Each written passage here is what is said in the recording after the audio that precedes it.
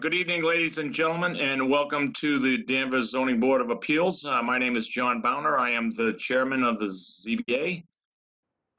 We are remote tonight, and I'm going to start out with introducing the members of the zoning board, as well as some support staff from the planning department.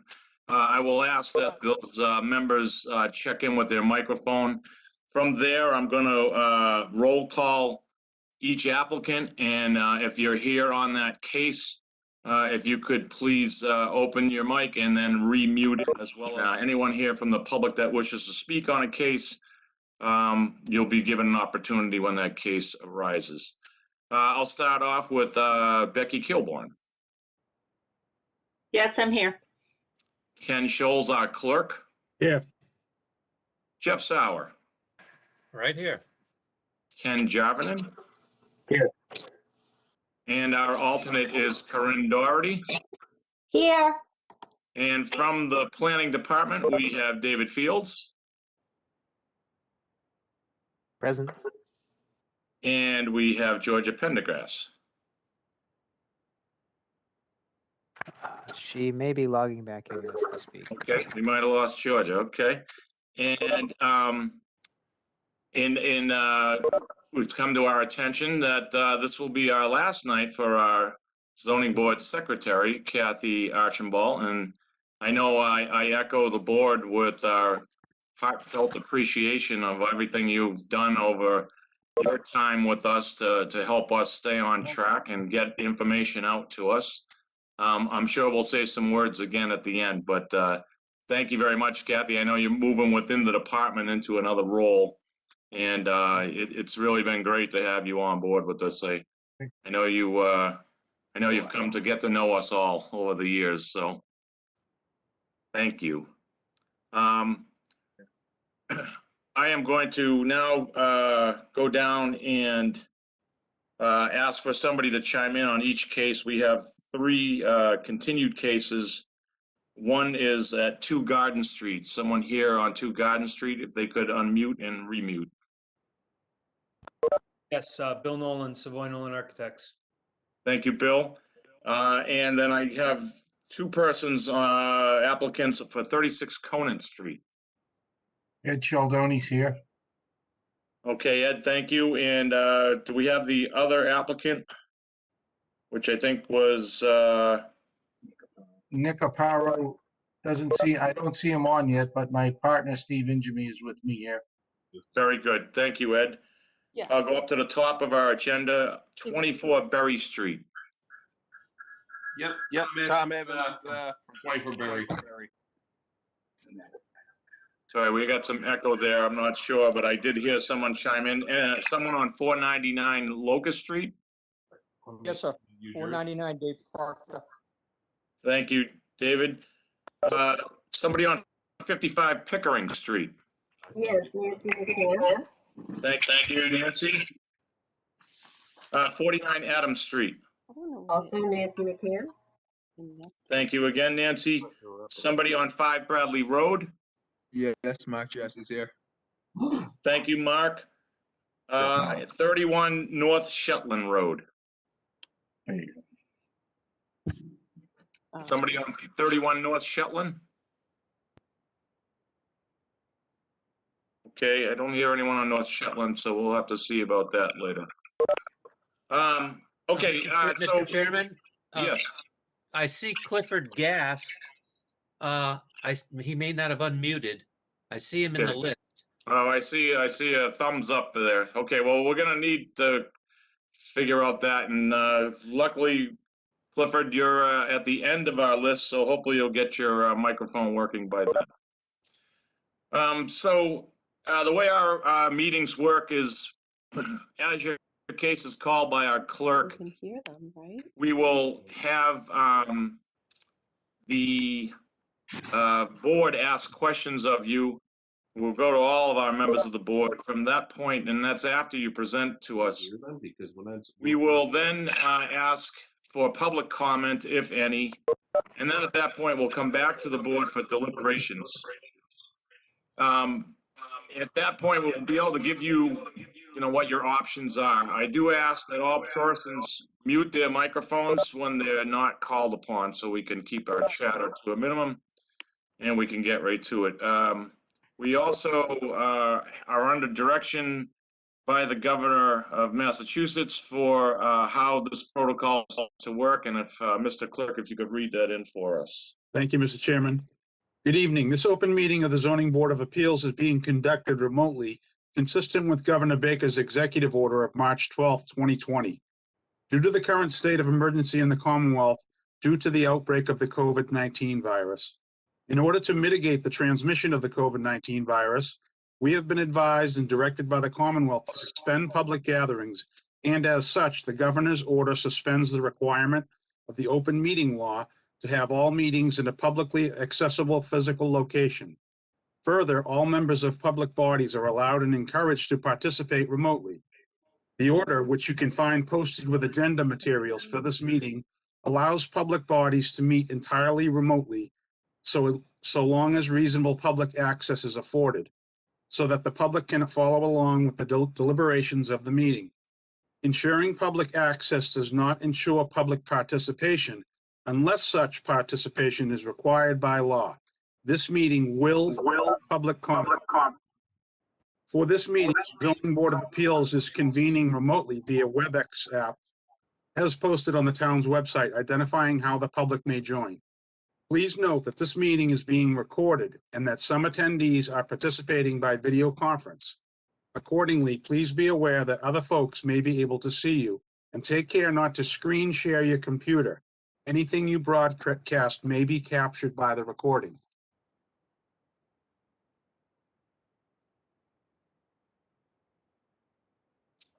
Thank you, Mr. Clerk. Mr. Clifford, I believe I saw your microphone problems have been solved, so I think we're all set there. Again, I will remind all persons on to please mute unless you're being called upon to speak, so we don't get feedback and echo. Zoning Board members, we were in receipt of minutes from our March 15th meeting. If there's no further discussion on those minutes, I would like a motion to accept those minutes. So moved. I've got a motion by Ken Scholes and I've got a second by Jeff Sauer. I'm going to go with a roll call vote. Becky? Yes. Ken? Yes. Jeff Sauer? Yes. Ken Jarvinen? Yes. Corinne Doherty? Yes. And John Bowner is also a yes. With that said, I believe we've got all our front business out of the way, and we can now move on to our first continued case, Mr. Clerk. Thank you, Mr. Chairman. Our first case is Bladar Pillar, docket 21-4914, requesting a finding to alter a non-conforming use and expand a non-conforming structure and a dimensional variance from side and rear setbacks in accordance with section 3.10 and 3.11 and section 7, table 2, the Danvers zoning bylaws at 2 Garden Street. This is Route 114 corridor, Zone A. Thank you. And Bill Nolan, I understand you're here on behalf of this applicant. We did receive an updated drawing. Thank you for that, along with some rendering. So if you could pick it up from there. Okay, thank you. For the record, my name is Bill Nolan from Savoy Nolan Architects, here representing the owners of 2 Garden Street, Danvers. Is it possible that I share my screen? I've got the images. It'll be a little clearer if I do that. Absolutely. Yeah. Okay, if you can hold on for 1 sec.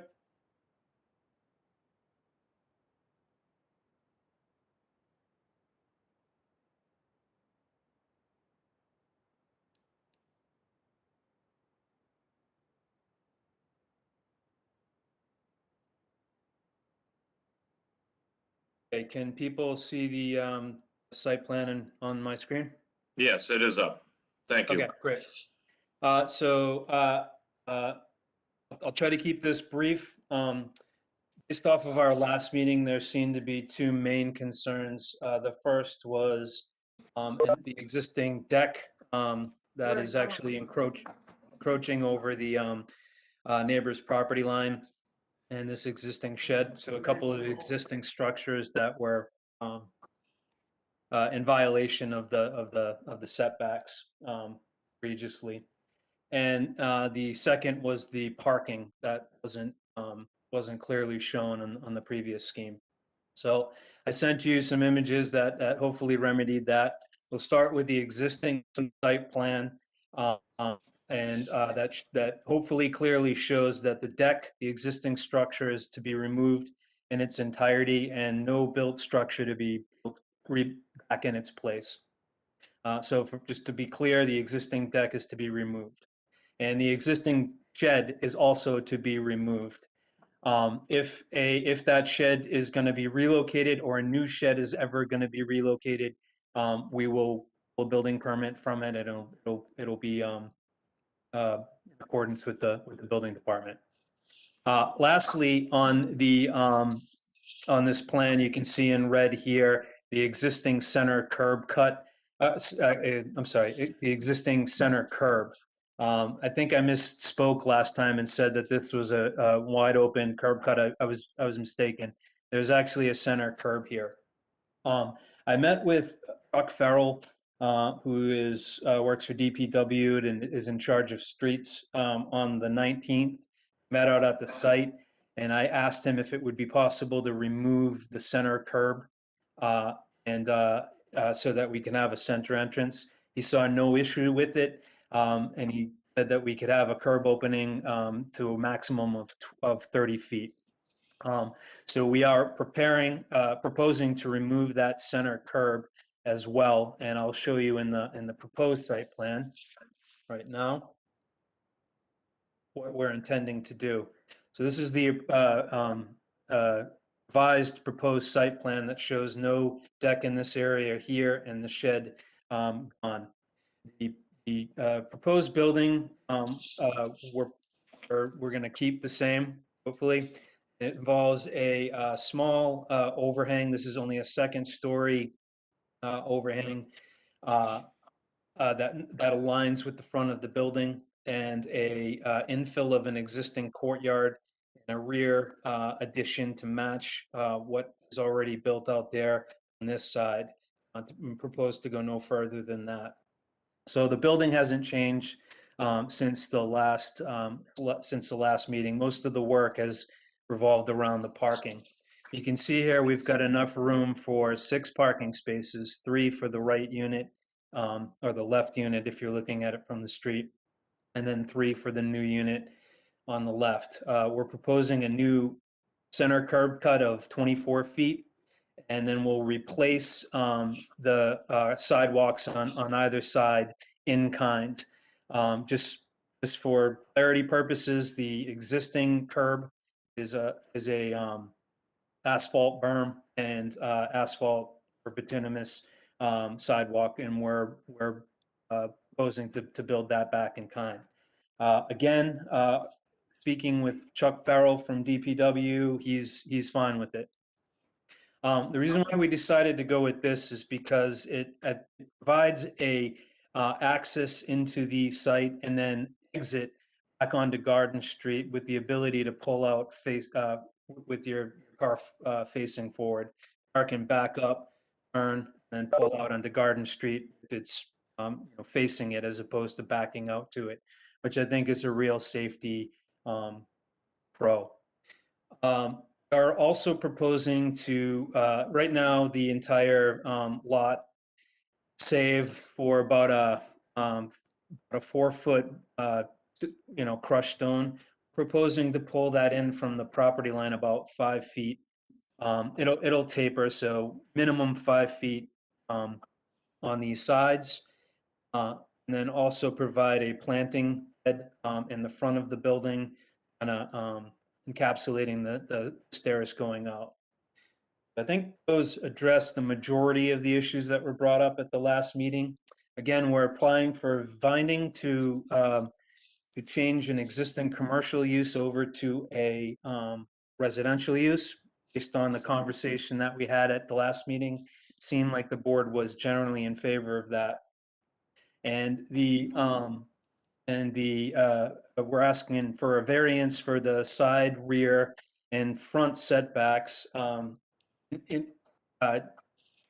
Because this is technically a 114A zone. 114A zone has a 100-foot front setback. The property is 100-foot deep. Therefore, it would be unbuildable by those standards. And instead, we looked at, this was a challenging project in the sense that there is no real zoning for it. If we were to try to meet a by right aspect for this property, we couldn't do it. It'd be unbuildable. So I met with the now former building inspector, Rich Maloney, and talked with him about, what we need to do. And the consensus was we kind of have to pick and choose and do the best that we can. Did reference R1 district. And actually, if this was, and it is not, but if this was in the R1 district using those criteria, I believe we would actually meet the zoning regulations with regards to the setbacks. Based on the table that I printed out earlier, 8 on the sides,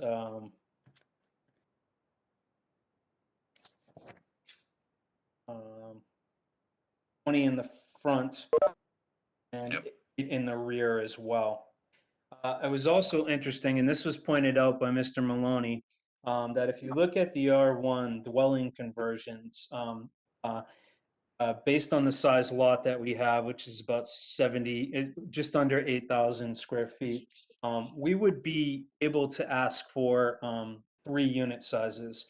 In the dwelling conversion, it's 2,500 square feet per unit. Again, we're not in the R1, so we're not, I'm not pleading that case or anything. I'm just trying to give you a sense on if this were in the R1 zone, this would be a completely reasonable project for this type of site. That said, I know that you've got quite a few meetings to do tonight. I will be happy to answer any questions if there are any.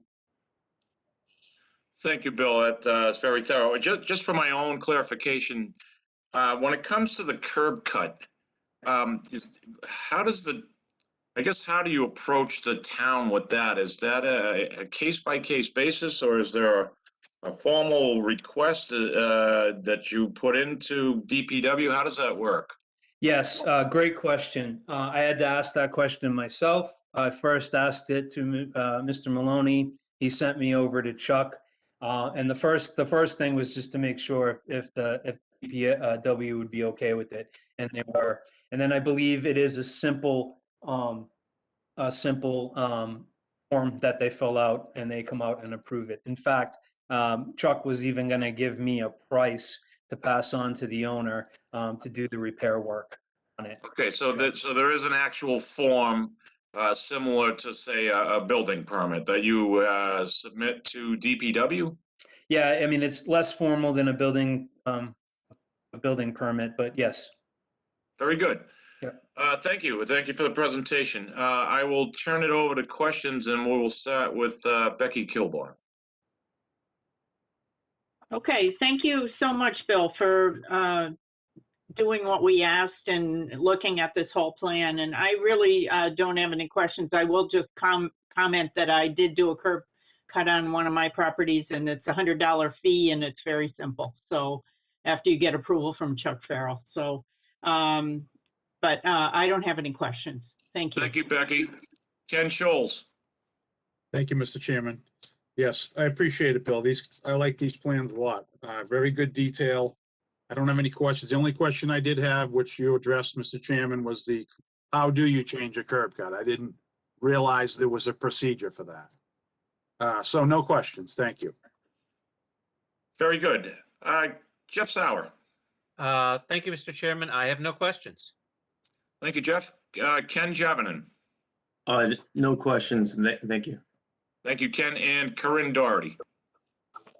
I don't have any questions either. Thank you, Corinne. And Bill, I think you answered my question, which was around the curb cut. You stated the building is no different than what you presented to us in the first meeting. Correct. And the idea is this will be a two-family residential structure in the in the Route 114A district, correct? Or Correct. zone? Yes. Yes.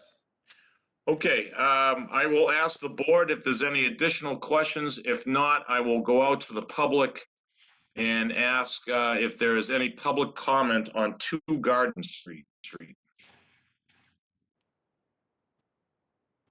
Yes, Mr. Duggan here. Go ahead, Matthew. Thank you, Mr. Chairman. Matthew Duggan, Town Meeting Member, Precinct 1. So thanks for showing the elevation now, because that was what I was just going to ask to look at. I have a specific question about the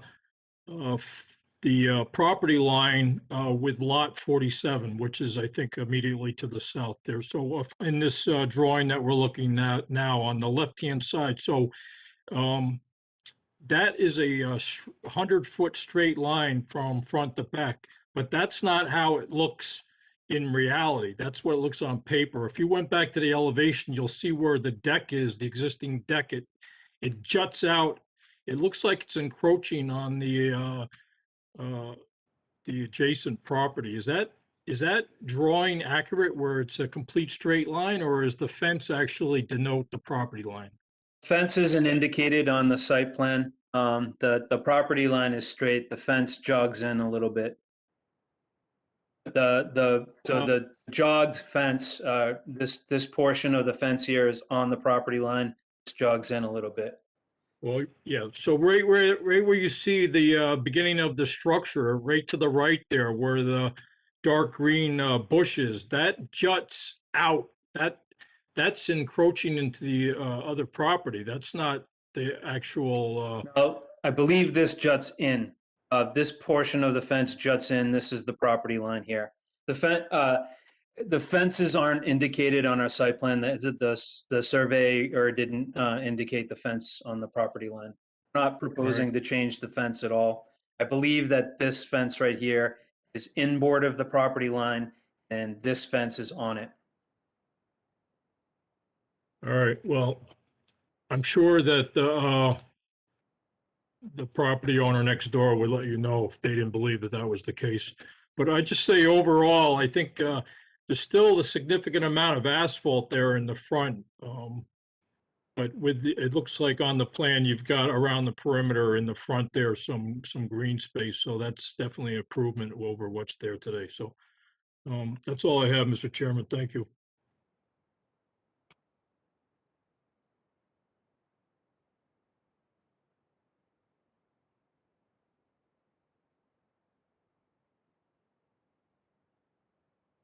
You're muted. Muted, Mr. Chairman. John, you're muted. Hearing none, sorry about that. Bill, I do have one additional question before we go to deliberations. One I meant to ask you is, how is snow storage being handled on this site? Well, that's part of the reason why we pulled this this back 5 feet. So they would just put it on the grass, which is basically what he does now. You'd have 2 areas to put it on. So both on the left and right? Yeah. Very good. Any other additional questions from the zoning board? If not, I will go into deliberations. Hearing none, I will start with you, Becky Kilborn. I will vote for this. Thank you. Thank you, Becky. Ken Scholes. I would vote for this. I think it looks pretty good the way it is. Thanks, Ken. Jeff Sauer. Yeah, thank you, Mr. Chairman. I appreciate the applicant cleaning up the plan here, getting rid of the deck and the shed, and it looks good and the parking's good. I'll vote for it. Thank you, Jeff. Ken Jarvinen. I'll vote for this. Thanks. Thank you. And Corinne Doherty. I will vote for this as well. Thank you, Corinne. And Bill, I gotta say, when I first did a site visit at this property, I wasn't in favor of it. I thought it was too dense, and that's a difficult street to pull out on to Garden Street. However, I like the plan that you've come up with. I think going to that center entrance and exit is going to help that situation, and I agree with the rest of the board. Getting rid of the shed and the deck are good things, and I too will vote for this. So if I could get a motion, please. Okay, start with the finding. I move to grant the finding. You ready? In accordance with section 3.10.1 of the Danvers zoning bylaw to allow for an extension of the existing non-conforming residential use by adding one additional residential unit as shown on the plans provided. And I will say that that's the new plans as of January 26th, and with the March 22nd amendments. Is that correct, Bill? Okay. The municipal water and sewer shall not be overloaded by the residential unit. The public streets shall not become overloaded by the residential unit. The value of other buildings and properties shall not be depreciated by the residential unit. The specific site is an appropriate location for the residential unit. The residential unit will not adversely affect the neighborhood. There will not be undue nuisance to vehicles or pedestrians, and adequate and proper facilities will be provided to ensure the proper operation of the proposed residential unit. The proposed residential unit will be in harmony with the general purpose of the bylaw. I have a motion with two gentlemen fighting for a second. Jeff kept his hand up longer, so I'll go with Jeff Sauer seconding this, and I will go with a roll call vote. Becky? Yes. Ken? Yes. Jeff Sauer? Yes. Ken Jarvinen? Yes. And Corinne Doherty? Yes. And John Bowner is also a yes. The finding pass. If I could get a motion on the variance, please. I move to grant the dimensional variance from section 7, table 2 of the Danvers zoning bylaw to allow a residential unit with 14.11 feet, 14.11 feet, and 43.75 feet of side setback where 50 feet is required for both. 36 feet of front setback where 100 feet is required, and 22.3 feet of rear setback where 50 feet is required, as shown on the plan submitted. The hardship is the size of the lot. This location does not affect other properties or structures in the same zoning district. A literal enforcement of the zoning bylaw would involve a substantial hardship to the applicant, and granting this variance will not create a substantial detriment to the public good and will not nullify or derogate from the intent and purpose of the zoning bylaw. Thank you. I have a motion from Becky Kilborn. Could I get a second, please? I've got a second from Ken Scholes. I will go with a roll call vote. Becky? Yes. Ken Scholes? Yes. Jeff Sauer? Yes. Ken Jarvinen? Yes. Corinne Doherty? Yes. And John Bowner is also a yes. The motion passes. Bill, good luck with the project, and see the planning department to proceed. Thank you very much. Have a good night. You're welcome. Okay, Mr. Clerk, if we could continue on to the next two continued cases, both involving 36 Conant Street. Thank you, Mr. Chairman. I'll read them in separately, but we're going to do these as one. Correct. The first one is SNA Realty Trust, Sebastian Aparo, trustee, docket 21-4910, requesting a finding to allow a non-conforming residential condominium in place of a non-conforming professional office use in accordance with section 3.10.2A of the Danvers zoning bylaws at 36 Conant Street, Unit 2. This is zoned R1. And the second case is Edward Cialdoni and Stephen Ingemi, docket 21-4917, requesting a finding to convert 3 non-conforming medical condos to residential in accordance with section 3.10.2A of the Danvers zoning bylaws at 36 Conant Street, units 1, 3, and 4. Very good. Mr. Clerk, I understand we're in receipt of a few letters. Yes. And if we could start with the one from Captain Brooks from the Danvers Fire Department. Thank you, Mr. Chairman. This is from Captain Brooks. Removing the second access will create a problem for the fire department vehicles leaving the site. Anytime that there is a decrease in fire department access to any building in the fire department would not be in favor of it.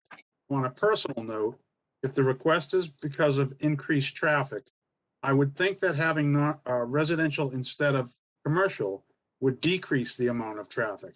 I would suggest that there should be no through traffic signage. Hope that helps. Captain Brooks. Thank you. And then we have a couple of letters, I believe, from abutters. And if we could Yes, the first letter is from Lynn and Chris Fiesel of 33 Conant Street. We are writing to you regarding the proposed zoning variance changes for 36 Conant Street from professional medical to residential.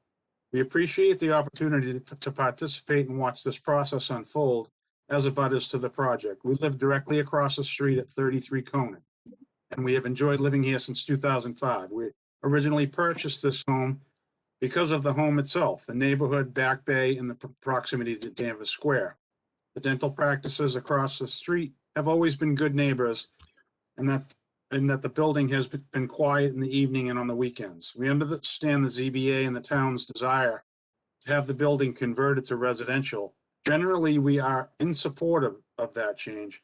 However, we do have concerns regarding parking and the entrance and exit to the building. The current 19 parking spaces for 4 units seems excessive. We've heard the concerns of residents of Central Ave, and we respect and appreciate their concerns. Our concerns are similar, but come from safety perspective.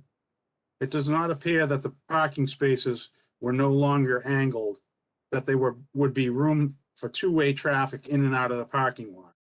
From a safety perspective, if the driveway parking area is only wide enough for one traffic, but two-way traffic is allowed, the excessive speeds with which most people drive on Conant Street these days would create a dangerous situation.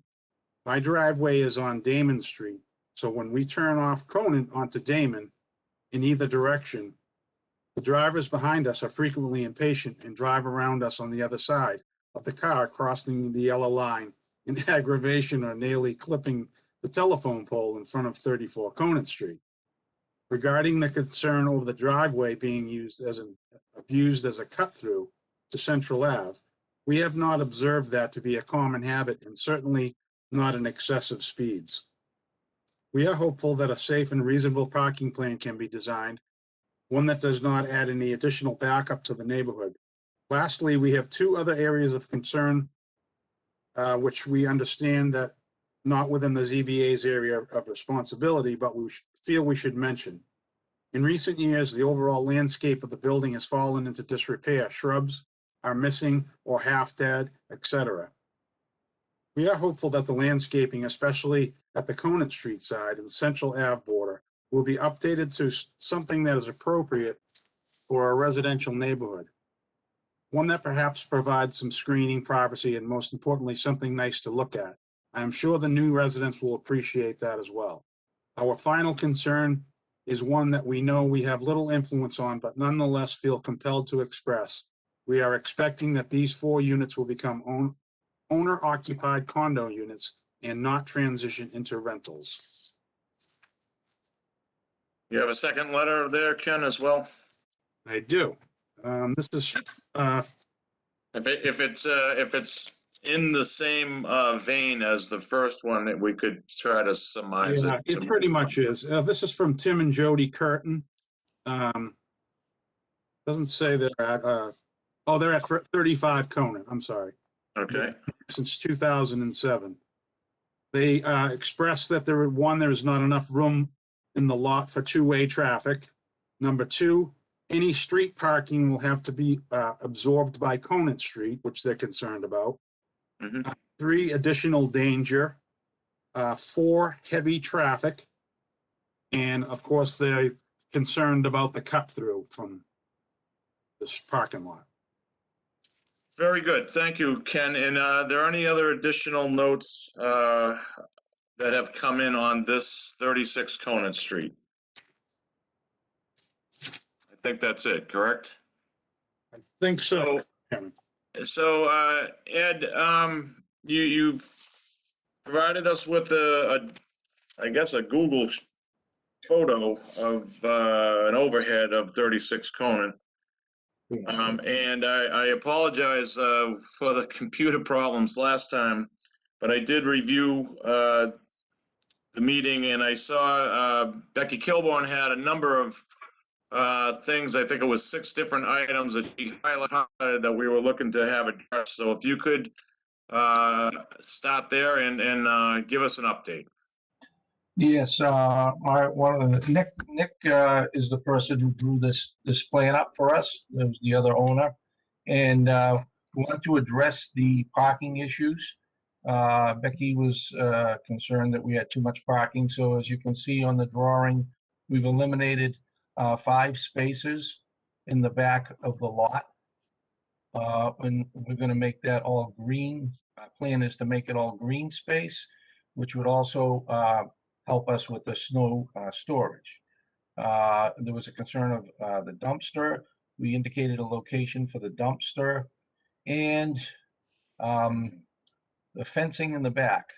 The red line is where we would put a fence across the entire back of we'd actually go across the whole back of the property with a fence.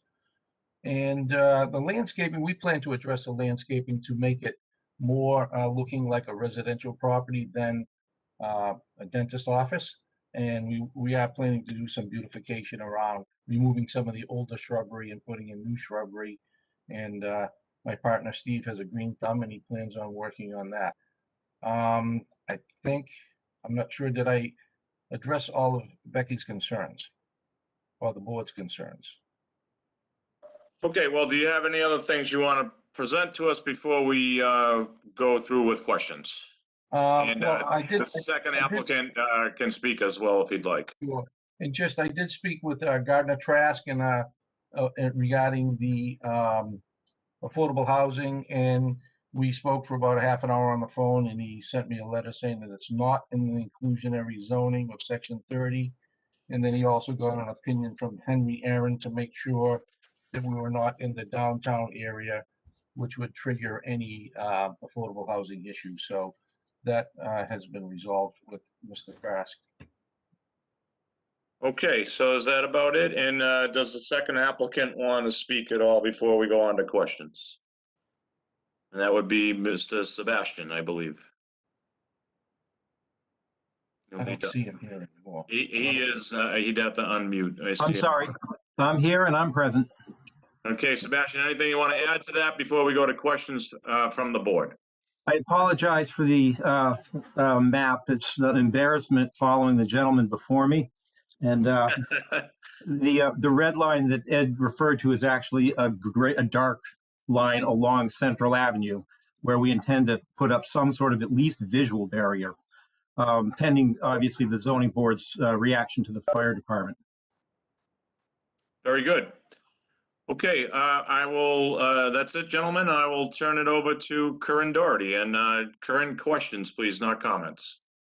I agree with Captain Brooks. I also, and one of the abutters who doesn't believe that two-way traffic will be feasible.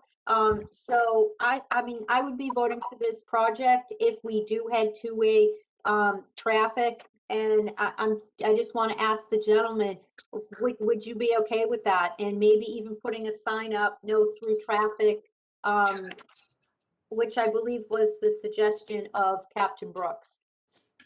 Yes, Mr. Chairman, we would not be opposed to that. Matter of fact, we'd be happy to put up a sign and directing the traffic to no left turn going up Central Street. That's not a problem. I would like to limit as much traffic as possible. As an occupant of the building currently, I'm witnessing people driving through the lot at more than 20 miles an hour. So no through traffic signs would be a welcome thing. Very good. Corinne, any additional questions? No, that's it. Thank you. Thank you. Ken Jarvinen. Ken? Sorry, the space bar wasn't working there. All my questions were directed towards the traffic, the cut through traffic situation. It seems like they had, talked about that, and that's what I wanted, was gonna ask. Okay, very good. Thank you. Jeff Sauer. Yes, thank you, Mr. Chairman. Yeah, it seems like at the last meeting, there were a number of us who were in favor of blocking off the Center Street, Central Ave and getting more green space. But in light of the abutters who said that it's not a problem, and to the fire department who says they'd like the second access, I guess I've changed my mind on that. So I have no questions at the moment, but it's interesting that things have been shifting back and forth with this one exit, two exit thing. So thank you, Jeff. We need to settle on something. So yeah, interesting. Okay, Ken Schultz. Thank you, Mr. Chairman. I appreciate all the changes they did. I don't really have any questions. Okay. I'll save for comments. Very good. And Becky? I don't have any questions. Thank you. Thank you, Becky. Ed and Sebastian, and for anyone who's here with interest on 36 Conant Street, obviously, I just want to make clear that this will go on to the planning board if it is approved by zoning, and they will get into the nitty-gritty of the parking lot, landscaping, and what my question is around is the current lighting of that parking lot right now. What is it, and will it change from what it is? Nick, if you could. Yeah, there's Yeah, not. Nick, yeah. There's no lighting currently. Correct. Very good. And I guess I'll say, I don't know if I have a question on the second access, but I guess it's more for comments. So I will save my opinion on the second access point for comments. So any other additional questions from the zoning board? Hearing none, I will go out to the public. If there's anyone here to speak, and we are going to a conversion on 36 Conant Street to residential. Mr. Duggan, I see your hand up. Go ahead. Thank you, Mr. Chairman. Matthew Duggan again, town meeting member, precinct 1, which is where this property is located. So this is the third iteration of this discussions for this project, and I was hoping that we'd see a dramatic decrease in the amount of asphalt on this site. This is a question to you, Mr. Chairman. The question, or what's before you tonight is a finding, right? Which is just to allow the use, a non-conforming use today, which is office, to a non-conforming use where there's not, the lot's not large enough for the 4 units. So is the board planning to issue conditions about other aspects of this project, or are you basically focused on the finding? Well, currently the board, so let me answer your questions. So currently, yes, they're before us for a finding to change from 3, and actually it's 2 applications together, right? So we're talking about all 4 units here. Although I think one's a business unit and 3 are medical units, but the bottom line is they're looking to change all these units over to residential. And the second part of your question, currently no one on the zoning board has put forth any conditions on either of the applicants. That's not to say we can't, but right now there hasn't been any requests from any zoning board members for conditions. We did ask for a reduction in impervious surface, which through this drawing, I believe they indicated they will, although this will go before planning. However, if we follow what Captain Brooks is looking for, which I don't know how that impacts that now added green space that we got rid of impervious surface for. I think, again, if you think of most residents around town, they don't have two access points to their property. So I'm not sure I see a problem. I guess I have to disagree with Captain Brooks on this one, because if they pull up to a residence, they don't have a back door to drive out. And I see this as no different there, but that's just my opinion. However, so that answer your questions, Matthew?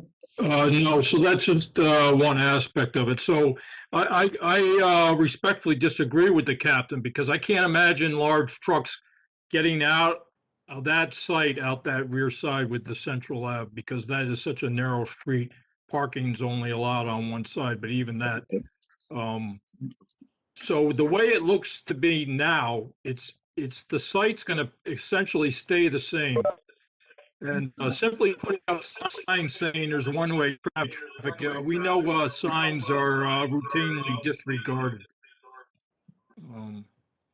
Getting some feedback here. So I don't know. I guess I'll wait for the site plan review with the planning board and hopefully kind of get into the weeds at that point. I do have one additional question. There's a power pole on the front of the property on the Conant Street side. Is that power pole?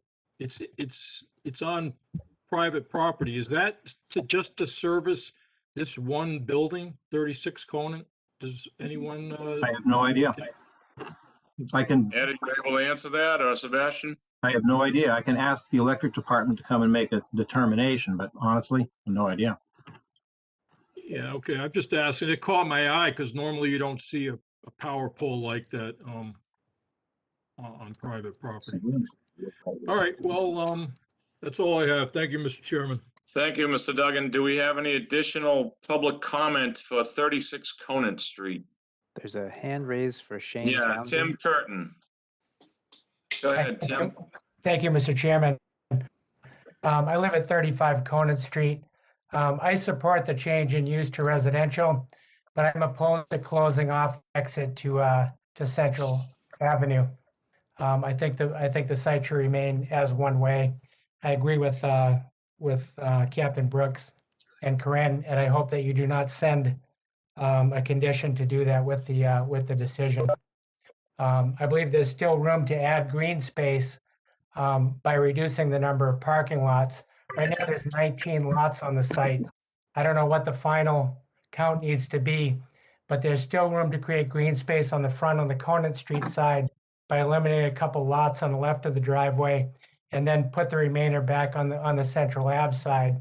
You need to remember as well, the Central Ave side is a pretty wide open space. The building to the street is almost the depth of a full one of the lots right there. So it's a good setback from Central. I think both sides can have a compromise with a little bit of green space on either side. You also actually do see a number of lots that have two entrances right around the corner on Central Ave on Poplar. You might recall that building that caught on fire and was turned into condos. They put a brand new driveway onto Central, and they still have the driveway onto Poplar. So you have two accesses there. You also have the church parking lot with access to Central Ave on the other end and Conant Street. So again, I prefer that the Central Ave exit remains open. Thank you. Very good. Thank you, Mr. Curtin. Anyone else here on 36 Conant Street? We have a Shane Townsend with his hand raised. Yeah, Shane, go ahead. Thanks, Mr. Chairman. So I'm actually on the 29 Central Ave side, so the opposite side. So it sounds like the folks on Conant obviously don't want it to change from one way, and the folks, at least myself on Central, I would want it closed off. No, I can appreciate putting up a no throughway sign. There's a giant arrow in the current parking lot right now, which no one really follows anyway. So I definitely would be opposed to keeping it a throughway. And I'd be really curious to what impacts does it have to the changes now with the current proposed plan versus if it's kept open as a throughway, regarding parking with a dumpster move location, depending on what the final ruling is as well. So Shane, I just want to be clear. So you're opposed to having that opening on Central Street. You would like it closed. You're correct. Thank you. Anyone else here to speak on 36 Conant Street? Hearing none. Yeah. Hello. Hello. Hello.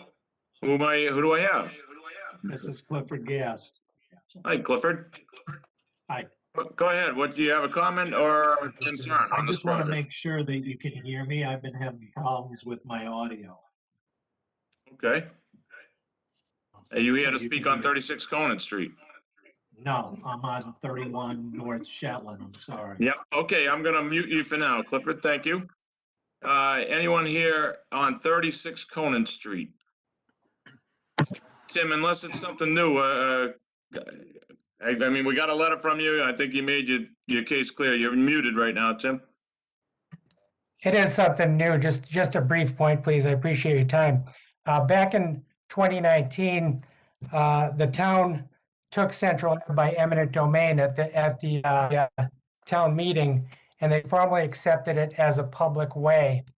And in the state of Massachusetts, you cannot prevent someone from entering or exiting their land from a way which the public has a right to use. So I don't think it's even legal to close off the Central Ave side. Well, it's a public way for Central Street. It's not a public way for Conant Street. It's not a public way across private property, please. No, I'm saying Central Avenue is a public way, not the driveway. Central Avenue itself is a public way. And the owners abutting a public way have the right to come and go from their property. It's a basic ownership right. Yes. The way through the lot is a private way. And one of the best ways to stop people going through there is working with the police department and putting up a no trespassing sign, because there are laws for that, punishable by a $500 fine. So We have to then I don't think- enforce that.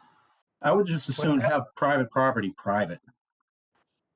it is private. I'm not. It's remaining a Excuse me, private Tim, let's go driveway. through the chair, please.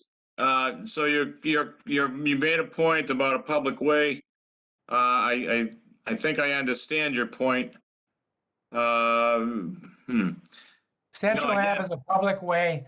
Conant Street is a public way. The property, the driveway through 36 Conant is private. And all I'm saying is when there's a public way, you cannot deny access to and from that public way on a parcel of land, even if there's a second access to the property. So I don't think it's legal to even shut off the Central Ave side. And I think there's ways to work to stop people going through there by enforcing the law with no Well, trespass. let me go to David Fields. Maybe you can chime in on this, because I think I'm a little confused at this point. This is a private piece of land, and the way I understand it, this owner of this property, in this case, two separate owners, it is their choice based on approvals from various boards on how they access their property. Is that accurate? If the question, you could condition a decision to shut off that access on their side of the lot, if that makes any sense. It does, but that in no way is violating any law for access. Is that correct? I'm not sure specifically what Mr. Curtin is referring to. They have access, that they'd still have the right to pass and repass in perpetuity from the public way. It doesn't mean that they need to leave the access way open for vehicular traffic right now. Sorry, right now. Okay. All right. Well, thank you. And does anyone else have any public comment, additional public comment on 36 Conant Street? Okay, hearing none. I believe I started with you, Corinne. And we will go to deliberations. Corinne, starting with you. I vote for this project. I agree with Captain Brooks. I think both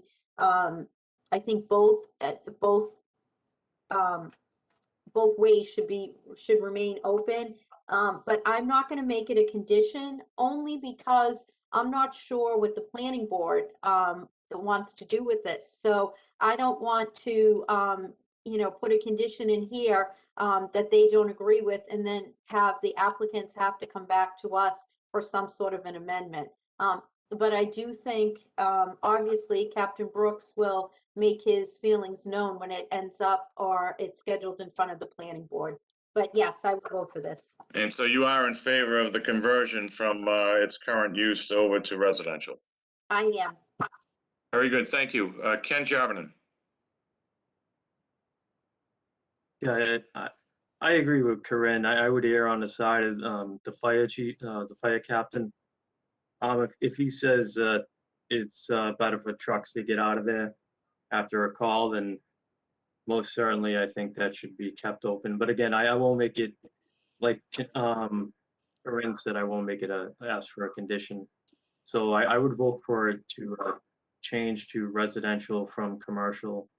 And I prefer it to stay open. Very good, thank you, Ken. Jeff Sauer? Thank you, Mr. Chairman. Yeah, the issue at hand is the change of use finding. And I think we all agree that, and I certainly agree and will agree that changing this building from a medical unit and a couple of dental units to residential is a good thing. We have all the people on Central Ave don't want the cars going through. We have all the people on Conan Street, they do want the cars to go through.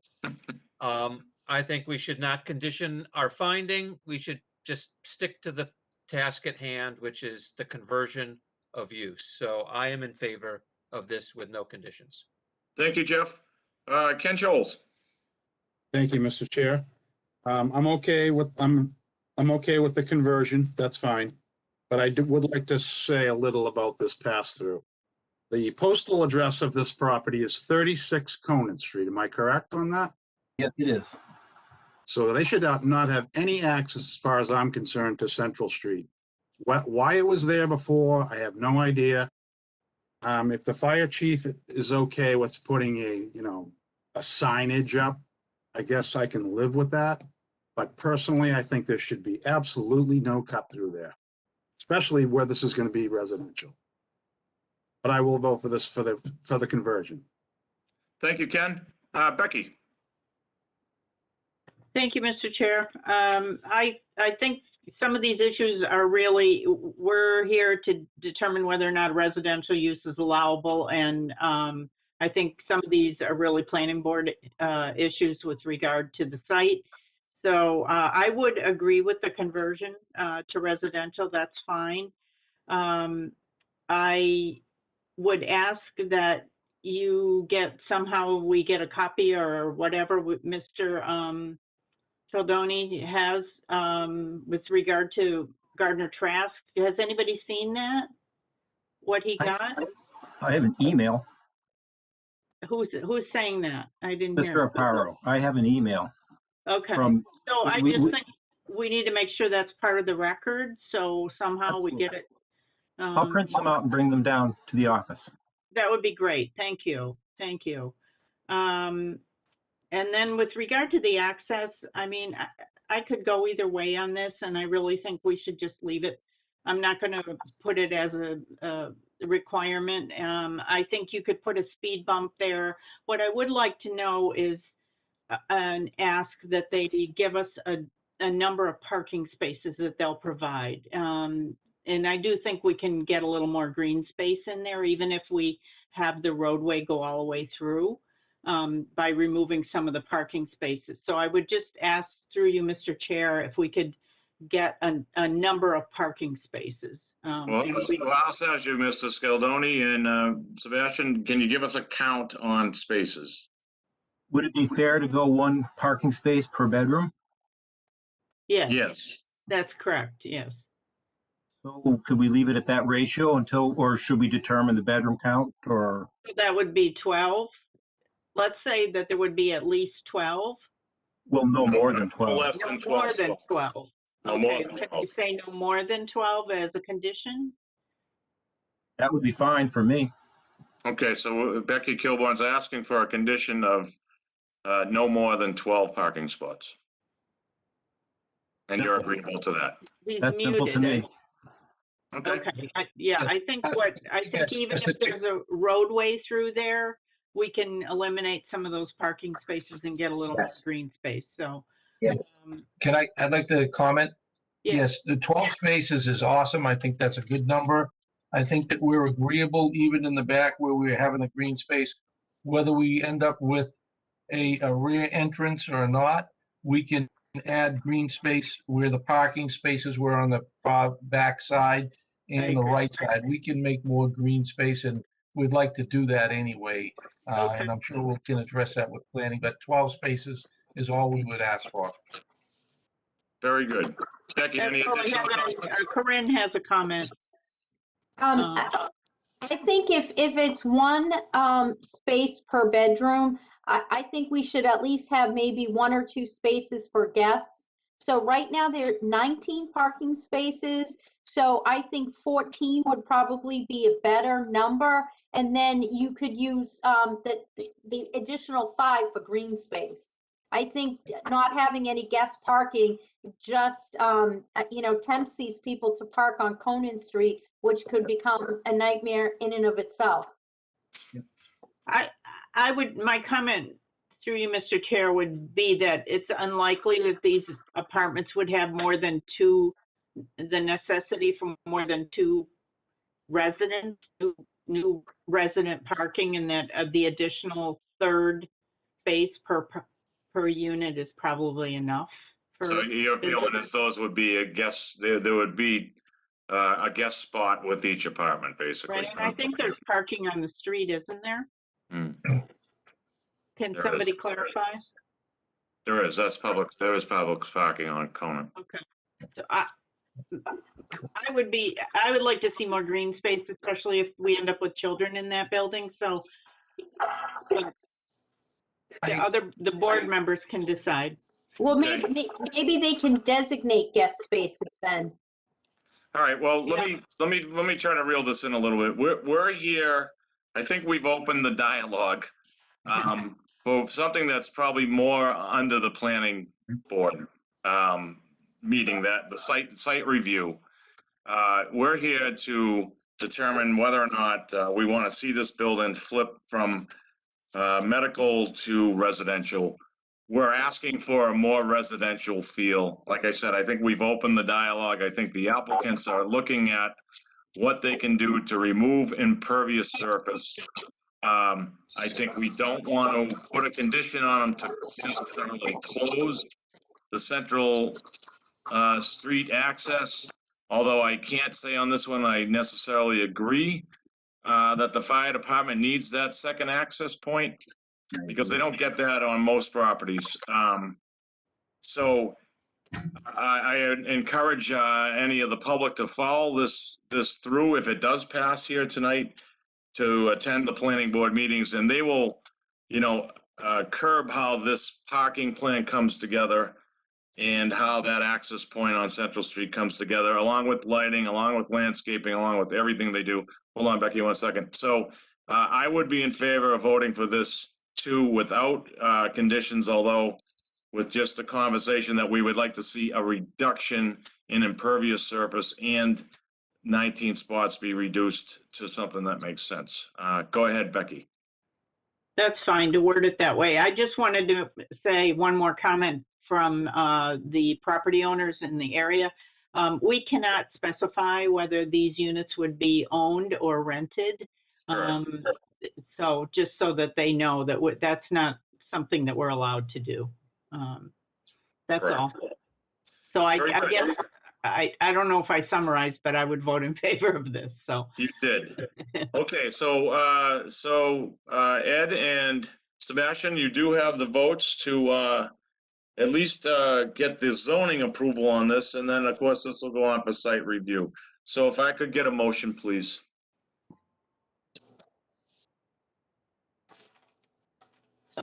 Am I doing all these tonight? I guess. You're so good at it. Yeah. Thanks, guys. Okay, so we have to do these separately because they're 2 separate applications. So we'll start with 36 Conant Street, Unit 2.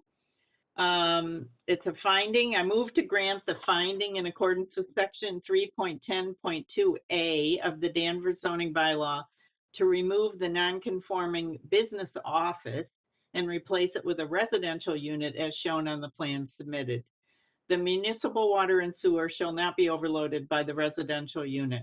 The public streets shall not become overloaded by the residential unit. The value of other buildings and properties shall not be depreciated by the residential unit. The specific site is an appropriate location for the residential unit. The residential unit will not adversely affect the neighborhood. There will not be undue nuisance to vehicles or pedestrians, and adequate and proper facilities will be provided to ensure the proper operation of the proposed residential unit. And the proposed residential unit will be in harmony with the general purpose of the bylaw. And we're just going to say as a condition that we request that the impervious or that Be reduced. surface be reduced. Yes. Okay. Okay, I have a motion for a finding on 36 Conant Street, Unit 2. Could I get a second, please? I got a second from Ken Scholes. I'll go with a roll call vote. Becky? Yes. Ken? Yes. Jeff Sauer? Yes. Ken Jarvinen? Yeah. Yes. John Bowner is also a yes. If I could get the next finding, please. Becky, I'll read this one. Okay, thank you.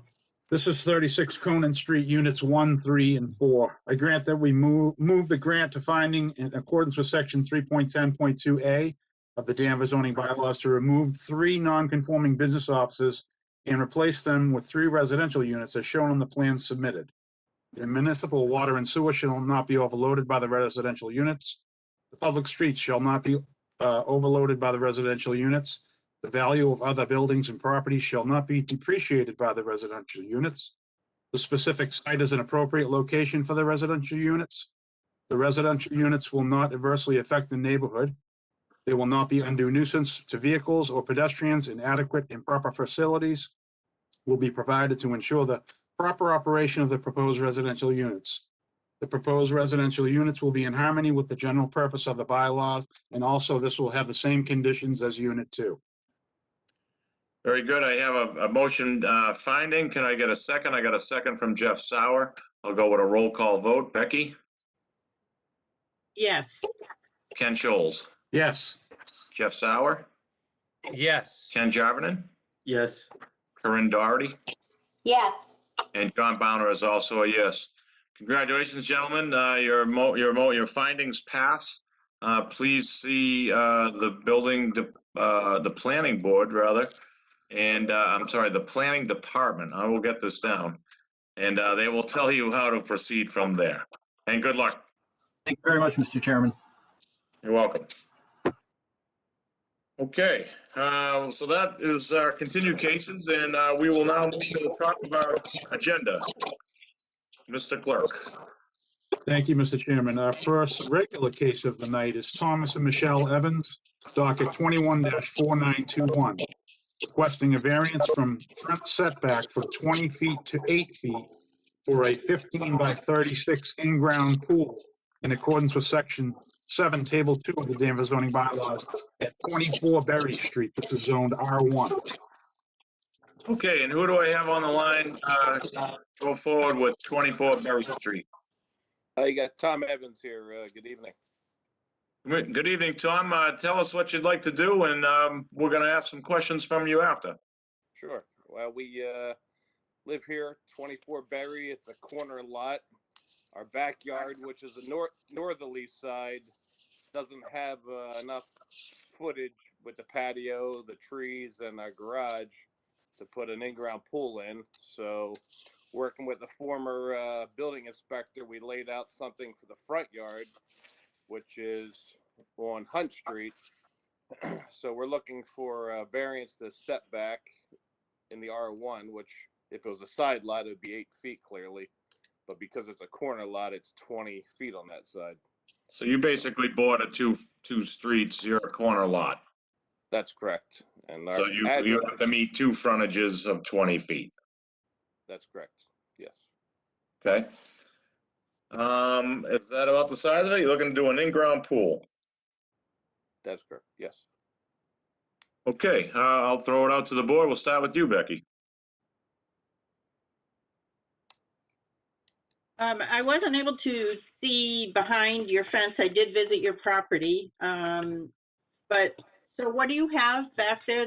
What is the reason you can't have a pool back there? I don't see it on the plan here. We have the only 3 trees on the property are back there. And we have an oversized garage that was built in the 80s. I can barely hear you, barely. So there's a separate room that. I can't hear. Mr. Evans, I think we've lost audio with you. Back there, and our patio is back there. Mr. Evans, we don't have any audio with you right now. Now? Yep. You want to start from the top? Yep, Because yep. we lost you a little while ago. Yep. No, I don't know if you can hear me now. Yeah. Yes. So anyway, there's 3 mature trees back there we'd have to remove. And our patio is in the backyard, as well as we have 2 dogs. So that's kind of where they end up going. And there's a garage in the back with an extra room that takes up part of the backyard. So really not enough square footage to put a pool back there. So that's why we'd like to put it on the other side. Okay. I'll wait for comments. Thank you. Thank you, Becky. Ken Scholes. Thank you, Mr. Chairman. Your application says 15 by 36, but the plan says 14 by 36. Which one is it? It's 14 by 36. 14. Yep. Did you ever consider getting something a little smaller than that in that space? In the backyard, No. it would be real small. And I think it's a really odd place to put a pool, but well, if we go ahead. so you're gonna have to basically fence in your whole lot. Well, we're going to leave the front open, but that side would be fenced in.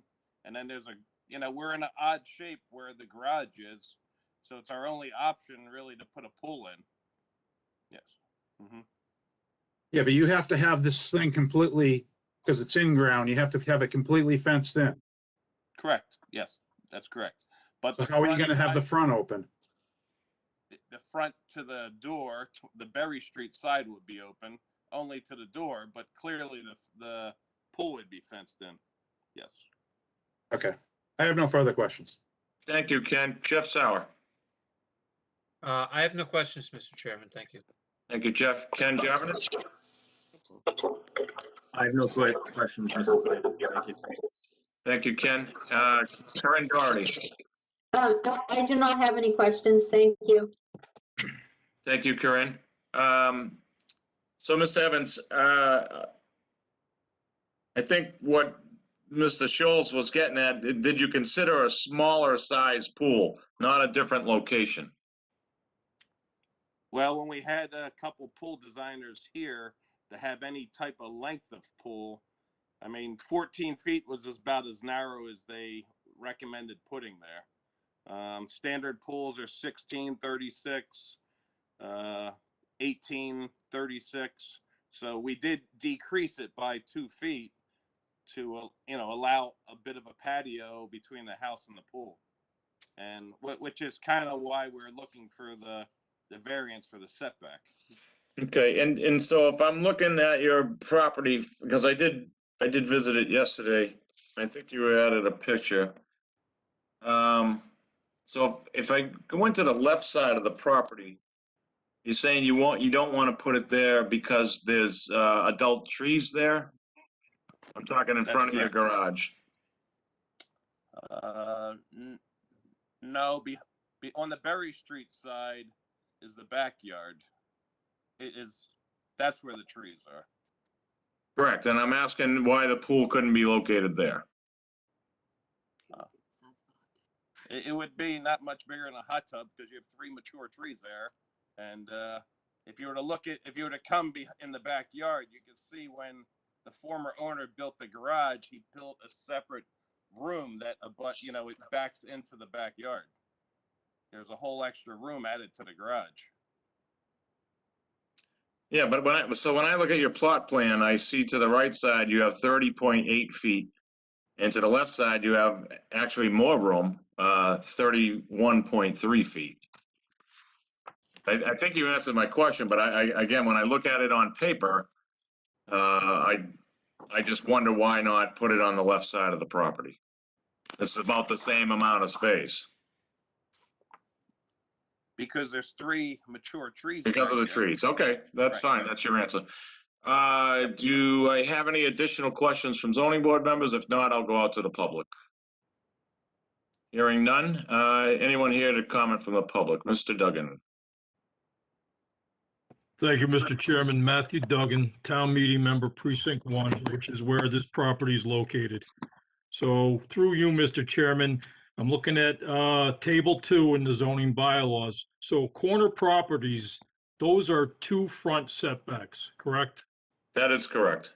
Okay, so we're talking 20 feet in from the Berry Street side and then 20 feet in from Hunt Street. So That is correct.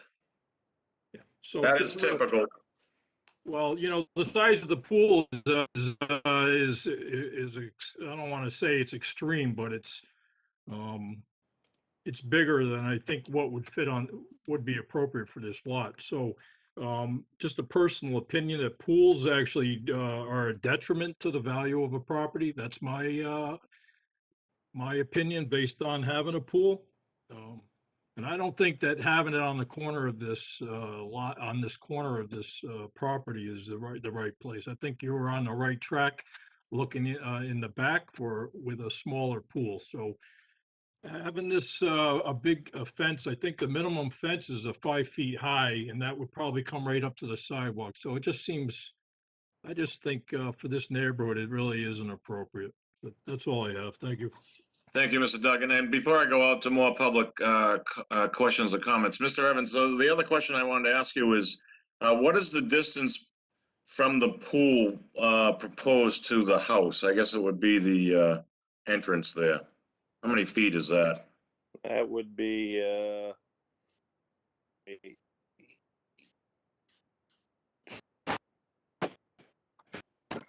I mean, you're telling us it's an 8-foot setback and you've got a 14-foot wide pool rather, so that's 22 feet. the Berry Street entrance. Talking about if you're looking at the pool from the Berry Street Right. side, what is the distance between your home and the proposed location? Foyer. Mr. Yeah. Chairman, Hold on, Ken. Be 8 feet right there. It's 8 feet on both sides? 8 feet. So from your house Be to 8 feet on the hunt. 8 feet from the foyer area in the front, but the steps are on the Berry Street side. I'm talking from the Berry Street side. I would like to know what is the distance from your home? 29 feet. No. From the property line. Say, hold on now, Mr. Evans. If I'm looking at your house from Berry Street. Yep. And the building is to the left, I want to know the distance between the building and the proposed location of the pool. 9 feet is the minimum distance. So it's 9 feet, and then we have a 14-foot pool, and then an 8-foot setback. Yes, correct. Okay. So have you given any thought to moving that closer to the house? Because a lot of times we like to try to hit a 50% kind of number on that 20-foot setback of 10 maybe. So has there any thought been given to moving it closer to your home? Well, let's see, I get 22. It's actually pretty much right. It's 30 and a half feet from the sidewalk over. So it is pretty much dead center. It's maybe 8.5 feet. So it's equidistant from the sidewalk on Hunt Street to the house. Yeah, no, I understand that, but you're cutting into the setback, right? So I'm asking you, have you thought about moving it so it's not centered, closer to your home? Well, then our concern was having it so close to the house that you wouldn't have a appropriate patio and walkway on that side. Okay, You I'm know. just asking the question. No, I mean, I've seen what you're looking at, but we just wanted it safe enough to walk around. And as Yep. far as the size of the pool, we've considered shortening it, which is fine, but any more narrow than that, it's not worth the investment of putting, I mean, it's not that big. We've had 4 contractors out here and gave us ideas, and they all kind of came up with the same idea. Good. Mr. Schultz, Ken, you had a question? Yeah, using the scale on the bottom, I had it at 10 feet from the house to the edge of the pool. So if that's the case, And just for some clarification, Yeah. I have a built-in pool and the walkway all around it is 4 feet wide. 4. Okay. All right, I'll go back out to the public. Any more additional, oh, sorry, wait, Becky, you have another question? Go ahead. I just want to say that on the plan, it shows from the house to the street is 30.8 feet. Right. So rather than going crazy over the numbers, it's very clear how much space there is there. Okay? Yeah, I'm sorry, I didn't see that. So it's 20 feet is and chewed up by that. So that's about right. It's about 8, a little more than 8 feet. Yeah. Well, 9. All right. Any public question on 24 Berry Street? Hearing none, and I will close the question portion of this and we will deliberate. And I'll start with you, Corinne. I think no, I'm sorry, Becky. Thank you, Mr. Chairman. I go back to our board member, Bob Signetti, and sometimes he says there's just too much on the lot, and the lot is not big enough for all of this. So I don't feel that this is an appropriate place for an in-ground pool. It'll be almost on the sidewalk. And I recognize that you don't want to remove your trees, but I really think that a more appropriate location would be in the backyard where most people have a pool. So I would not be in favor of this. I just don't think it's an appropriate location. I visited the site and no, I don't. Thank you. Becky. Ken Scholes. Thank you, Mr. Chairman. I agree with Becky. I think this is an odd spot for a pool. I think the pool's too big. If anything, it would need to be closer to the house. Like Becky said, in the back would be better for me. I wouldn't vote for this the way it is. Thank you, Ken. Jeff Sauer.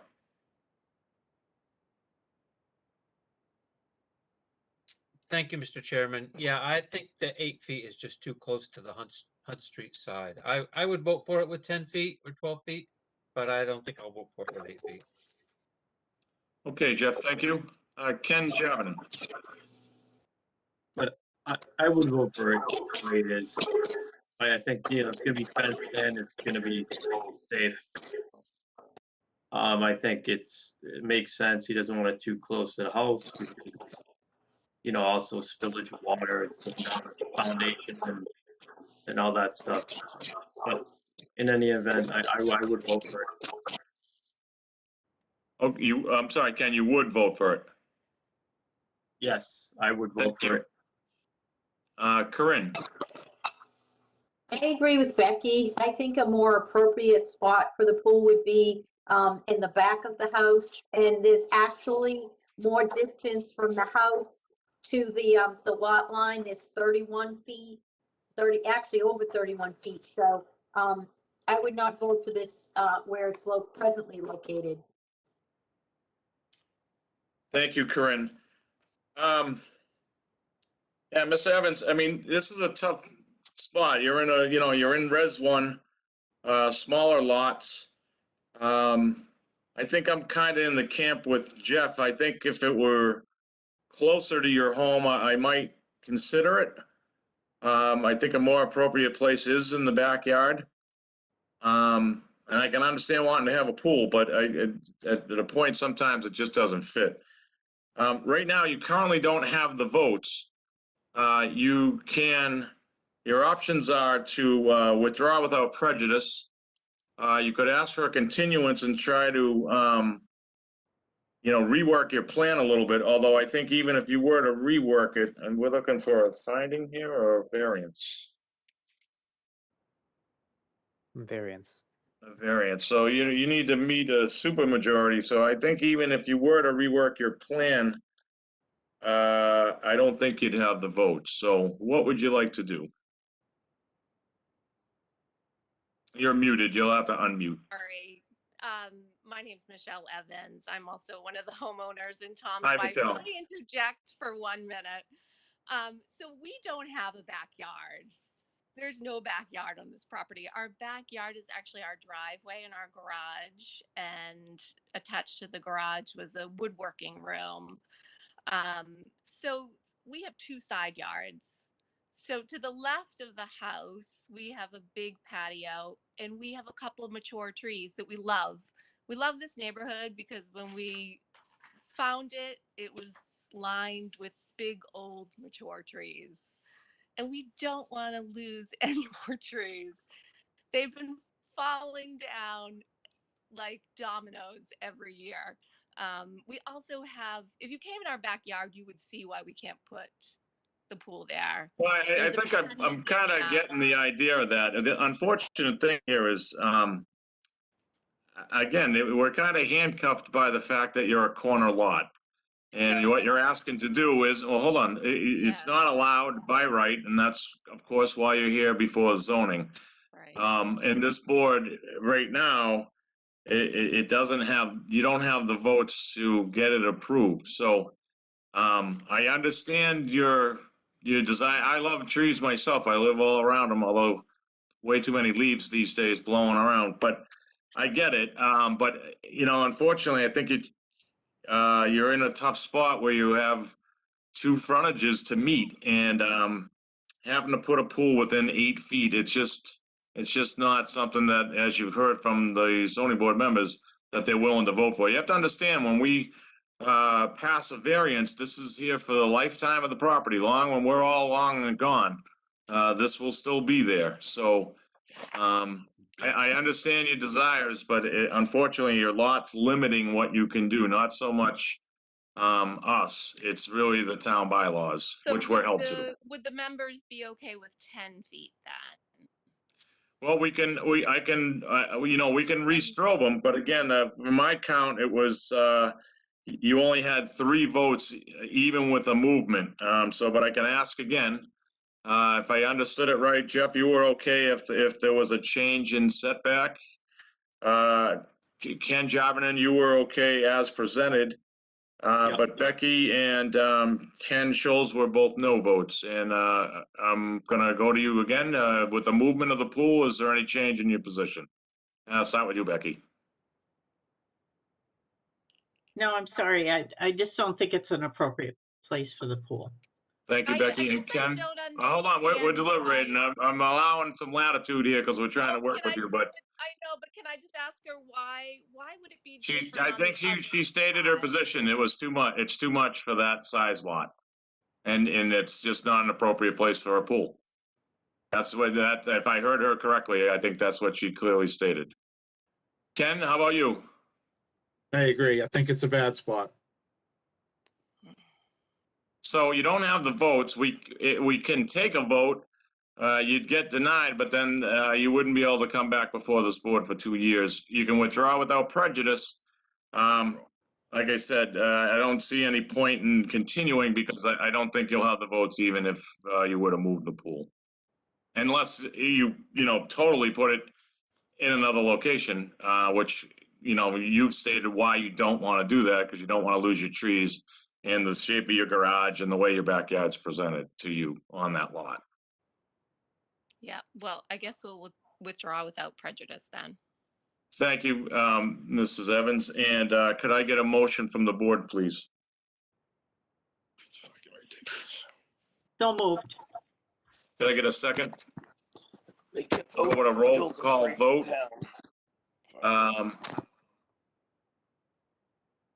Becky? Yes. Ken Scholes, Yes. Jeff Sauer, Yes. Ken Jarvinen, Yes. Corinne Doherty, Yes. and John Bowner, I'm also a yes. Okay, moving along to the next applicant. Our next case is David and Suzanne Proctor, docket 21-4922, requesting a special permit to build a 30-foot by 44-foot barn garage. They currently have a two-car garage in accordance with Section 6, Table 1 of the Danvers zoning bylaws at 499 Locust Street. This is zoned R3.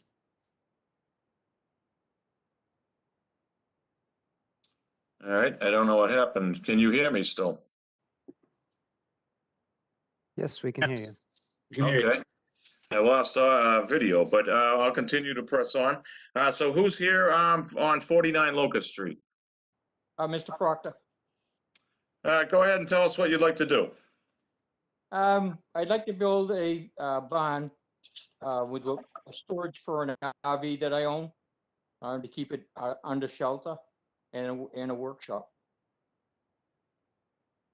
Okay, and is that about the size of it? Yes, I met all the setbacks. My understanding is that due to the fact that it's larger than a 30 by 40, and I do have a two-car garage. One is not really a garage because of the size of it. So I basically have one usable garage on the house, and the other garage would be for the RV and in a workshop, a barn type workshop. Okay, Mr. Proctor, just some quick feedback. Your plot plan is very tough to read because it's real small. I thought it was me getting blind, but which might be part of it too. But it is a tough drawing to kind of see dimensions and things of that nature. But I think I get the gist of it. You're looking to put a second structure, but you're calling it a garage / barn, and I see a rendering here. Is there anything additional you'd like to add? No, my lot line on that side is 208 feet. I have over 280 foot frontage, and then same in the rear. I abut Corners Farm, so there's nobody behind me. I have talked to the neighbors; they all seem to be pretty with it. It's not unsightly, and it kind of fits the neighborhood. Okay, and I did a site visit at your property yesterday. I see you've taken out a number of trees. Is that in preparation of this project, or were they coming out anyway? There was to widen the driveway. Right now, the driveway is only 7 feet. The bus is 8.5 feet wide, so I need at least 15 to 20 feet to make the swing into the driveway. I did talk to the superintendent of the highway, and he did inform me that a 30-foot opening is the allowable size of an opening of a driveway. I have an issue with the right-hand side because there's looks like a 60-inch tree was taken down some time ago, so there's a stump there that eliminates me from widening this driveway evenly, so it'll be more to, as you're looking at the house, to the right, so the swing would be coming in from that direction. Okay, so the plan is to widen your driveway to, and that's why the trees got taken down. So you're going to go to a 30-foot wide driveway. 30-foot opening, probably less on the approach. I need the opening in order to make the swing in. The street is not quite as wide as I'd like to see it. So, having a 40-foot bus make that swing in, I think it's right. The street's only 20 feet wide. Okay. Anything else you'd like to present to us? This will just be pretty much a garage. There'll be no water. There'll be no storage. The only thing that'll be out there will be heat and electricity. Did you say heat? Yes. How will it be heated? Probably propane, forced hot air, and that's to keep the bus from freezing. Right now, I have that stored in Salem in a storage garage that has heat, electricity, and water and all that happy stuff, but I don't need that here. I just need heat. And the heat would only be when it gets down below 40 degrees, 32. Okay. Anything else before I turn it over to the board? No, thank you, Mr. Chairman. Okay, I believe we'll start with you, Corinne. I just have a comment. I really like the design of this. I think, the structure, fits in the neighborhood. Actually, just one question. Is this prefabricated or will this be like construction from start to finish? It'll be construction from start to finish. It Okay. will be stick built. And it will be wood. Okay. Thank you. Thank you, Thank you. Corinne. Ken Javanen. I have no questions, Mr. Chair. Thank you. Thanks, Ken. And Jeff. I have no questions, Mr. Chairman. I'm very familiar with this property. Thank you. Ken Scholes. Thank you, Mr. Chair. I too visited the site and I have no questions. Thank you. Thank you, Ken. And Becky Kilborn. And I also visited the site. Could you just verify the size of your lot? Usually we get a deed with the application. There's no deed here. So, and I can't, like the chair, I can't read the tiny print. There should be a deed, Becky. I'm sorry? There should be a deed in the package. Yeah, I have one in mind. I have one. I have one. This is David here. It's Page one. Oh, okay. 1.2 Is there a lot acres. size on the deed? 56,000 square feet. Okay, all right, so over an acre of land, all right. Yep. And the barn will meet setbacks, is that correct? Correct. Okay, all right, that's all I have. I have comments. Thank you. Thank you, Becky. I don't believe I have any questions at this point. You said the heat would be propane, so I'm assuming the tank would be just outside the building? Correct. It would be And- to the right-hand side of the building. Okay. I have no further questions. Any additional questions from the board? Hearing none, I will go out to the public. Anyone here to speak on 499 Locust Street? Yes, Mr. Duggan. Thank you, Mr. Chairman. Again, Matthew Duggan, Town Meeting Member, Precinct 1. Just a couple of questions. First, why is the special permit needed? This permit's needed because they already have a garage, and this is a second structure that will kick them into, I believe it's a two-car garage on your lot. Is that correct? Correct. And we can have David Fields clarify, but I believe this is because of the size of the building. It is due to the size of the building. It's oversized, right? We allow by right, I should know this, but I'll go to David. You know, So I believe, or as it was explained to me, it's due to the number of, it's not the number of bays, meaning the number of doors on the site. It's the number of spaces cars could park between the existing garage and the proposed structure. So right, which because, is more than 3, correct? correct. Yeah. So they're requiring, so Mr. Duggan, a special permit is required because they in turn will have 4 parking spots, 4 garage spots. Right, so that's section 9 accessory uses, which dictates 3 maximum, and I can hear Mr. Signetti saying that in my head. So this barn, I think the square footage is more than 1,300 square feet, so you could fit a number of vehicles in that structure. I don't know, it just seems oversized. Do we know what the height of this proposed structure is? It looks like 44 feet, and I'm assuming this is because, and Mr. Proctor clarify, but I'm assuming it's because of the height of the RV? Or why is it 44 feet? RVs are 44 feet high, I know that much. I know. I think it's 26 or 28. I did not, I don't. I'm think it's sorry, on I'm that, looking but at the 44 pad. is the, Yeah, that's the pad. I'm sorry. What is the height again? The ceiling height inside the garage is 15 feet. The bus is 12 too. What's the overall height of the building? I'm gonna say it's 26. It's 26, Mr. Duggan. Right. So it sounds like a house to me. That's what it sounds like. Is it a single story or is there going to be storage on the second floor? Why does it need to be so high?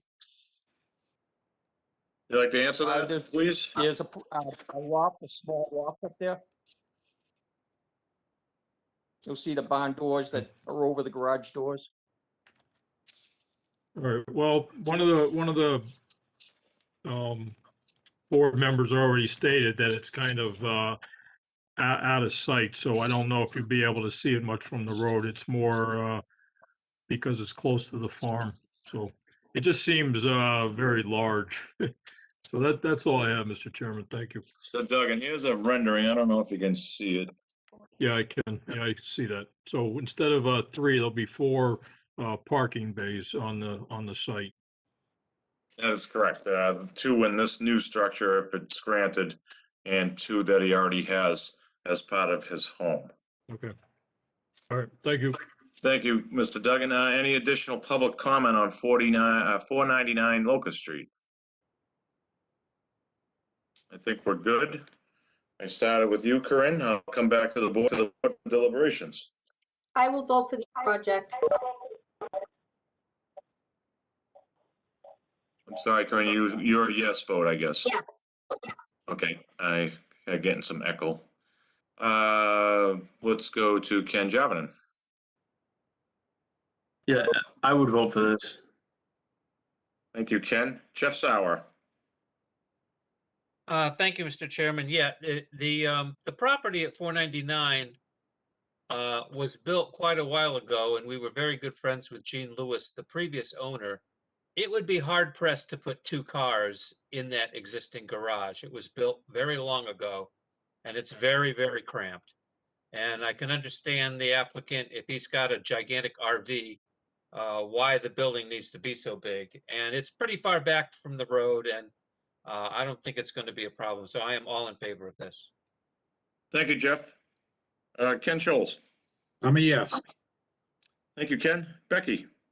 I would vote in favor of this. He said that the neighbors are okay with it. I think it's way back from the road. I don't know if we need a condition that there's no water so we don't end up with it as a residential unit, but I would vote for this. Well, how says you, Mr. Proctor? Would you take that as a condition that this has no water on site? Yes, sir.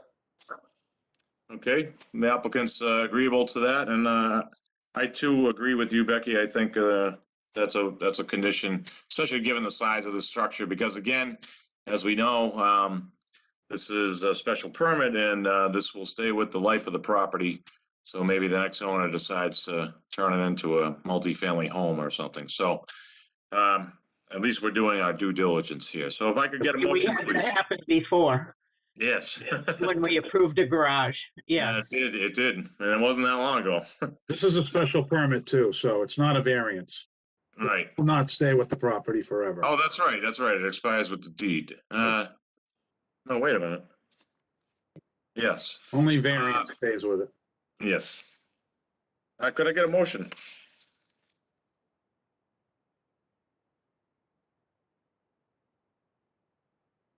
You want me to read, Becky, or you? Oh, go ahead. Okay. Go ahead. All You right. can do it, Ken. I move we grant the special permit in accordance with section 6, table 1 of the Danvers zoning bylaws to allow for a 30-foot by 44-foot garage on the lot in addition to an existing 2-car garage as shown on the plan submitted. The municipal water and sewer shall not be overloaded by the garage. The public streets shall not become overloaded by the garage. The value of other buildings and properties shall not be depreciated by the garage. The specific site is an appropriate location for the garage. The garage will not adversely affect the neighborhood. There will not be undue nuisances to vehicles or pedestrians, and adequate and proper facilities will be provided to ensure the proper operation of the proposed garage. The proposed garage will be in harmony with the general purpose of the bylaw. Thank you, Ken. I have a motion. Could I get a second? I've got a second by Becky Kilborn. Could I get a roll call vote, starting with you, Becky? Yes. Ken Scholes, Yes. Jeff Sauer, Yes. Ken J, Yes. Karen Doherty, Yes. and John Bowner is also a yes. Congratulations, you pass, and see the planning department to proceed. Good luck with your project. Good luck.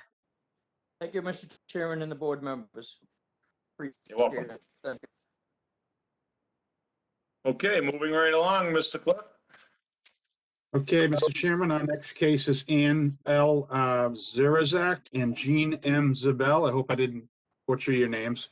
Docket 21-4923, requesting a variance on frontage to allow the division of the existing lot into 3 lots, one which will have 77.25 feet rather than 80 feet, in accordance with section 2.9.2, table 2 of the Danvers zoning bylaws at 55 Pickering Street. This is zoned R1.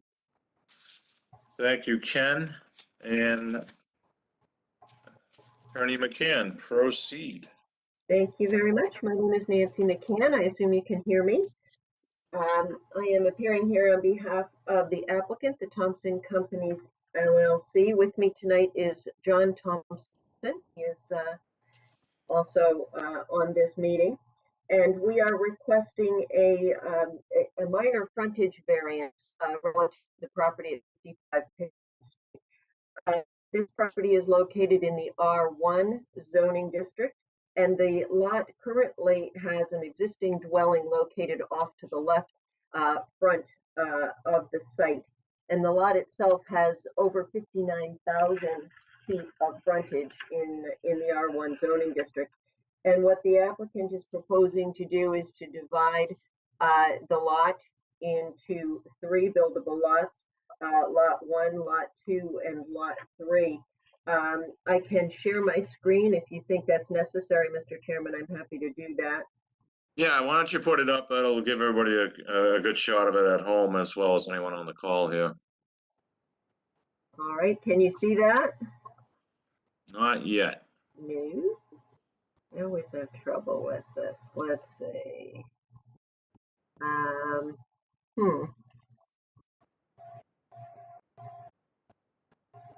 I'd give you my my rough drawing held up like I've been known to do, but I don't think you'd see it. Can you see that? I'm not seeing it. Is anyone else? Really? No. Huh. Well, Nancy, at least I know I'm not the only one with technical difficulties. Oh, wait, something's coming up now. That's my face, though. Uh-oh. We can see your screen, though. All right, how about that? Yes, it's rotated, but we can see it. You got it? Okay. Yeah, it's just rotated, but we can see it. Yeah, well, that's I can't fix the rotation, I'll tell you that. But at least I got it this far. So the site, as I said, at 55 Pickering Street has 59,148 square feet. And what you see here are 3 lots. Lot 1 is fully conforming with 19,607 square feet and 80 feet of frontage. Lot 3 is fully conforming with 19,534 square feet and 80 feet of frontage. And remember, we're in the R1 zoning district. And the middle lot is why we're here. That is shown as lot 2, and that has 20,007 square feet of area, so plenty of area, but we're short by 2 3/4 feet on the frontage. We have 77.25 feet of frontage where 80 feet is required. So we are requesting a variance on that frontage. It's a 33-inch variance in order to allow lot 2 to be considered a building lot. And if you look, as we did at the the assessor's map for this area, these 3 lots would be in keeping with the lots generally on Pickering Street. these lots would fit in very well and be approximately the same size as the other lots along the street and in the neighborhood. So that is what we are requesting. We would be happy to answer any questions that you might have. Thank you, Attorney McCann. I will put it over to the board, and we'll start with Becky. You can take the screen share down if you want. Okay. Go ahead, Becky. I don't have any questions. Thank you, Becky. Ken Scholes. I get what they're trying to do. I have no questions. Thank you, Ken. Jeff Sauer. I have no questions, Mr. Chairman. Thank you, Jeff. Ken J. I have no questions. Thank you. Thank you. And Corinne Doherty. I have questions. Is the dwelling at 55 in the garage, are they staying, or will they be demolished and all three properties, or all three lots would have new homes on them? The existing dwelling at 55, as you saw when you went by it, I'm sure, and I do have some photographs that I can try and share with you as well.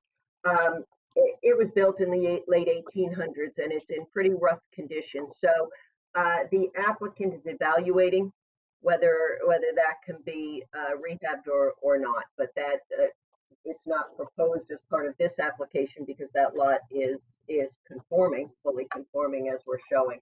But it's under evaluation. It's in rough shape.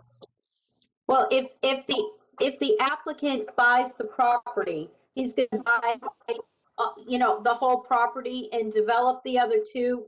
So he's either going to demolish that or he's going to rehab that house. Correct. Okay. Would be the two options, yes. Okay. No further questions. Thank you, Corinne. Attorney McCann, so if lots 2 and 3 are developed, we talking single family homes? They would be either single family or two family. The R1 district with lots this size would permit duplexes. Okay. I have no further questions. If there's none from the board, I will turn it over to the public. Is there any other questions from zoning board members? Hearing none, I will go out to the public. Is anybody here to comment on 55 Pickering Street? Mr. Duggan, go ahead. Yeah, I may as well keep on a roll here. So I've mentioned this before in the past. So the voters of Danvers, through their duly elected representatives at town meeting, have said that 80-foot frontage is the minimum that they accept. So, I mean, we can tell what's going to happen here. So I guess having 3 individual lots is probably less detrimental than having one large lot that's probably 60,000 square feet that could end up being a lot more onerous, I think, compared to, what's immediately surrounding it. But I really, would prefer to see 2 lots here instead of 3. That's all I have. Thank you.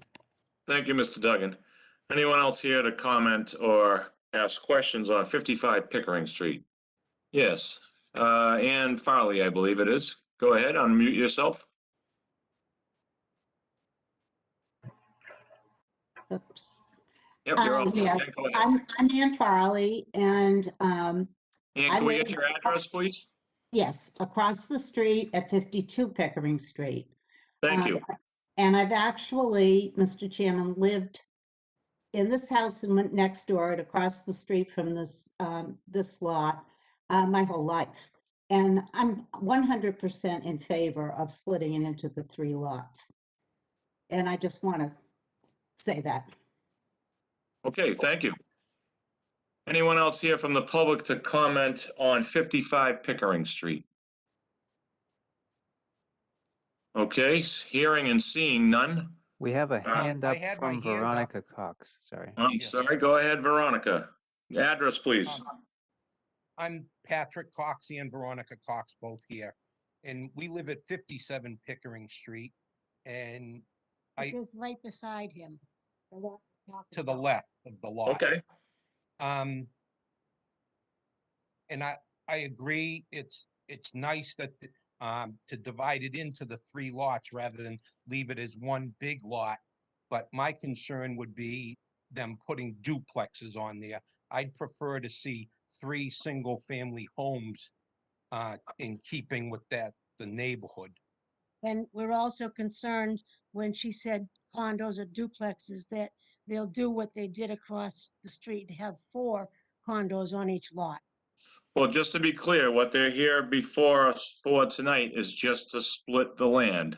There's no proposal on the table for any buildings at this point. That would be a separate, that would be a separate application.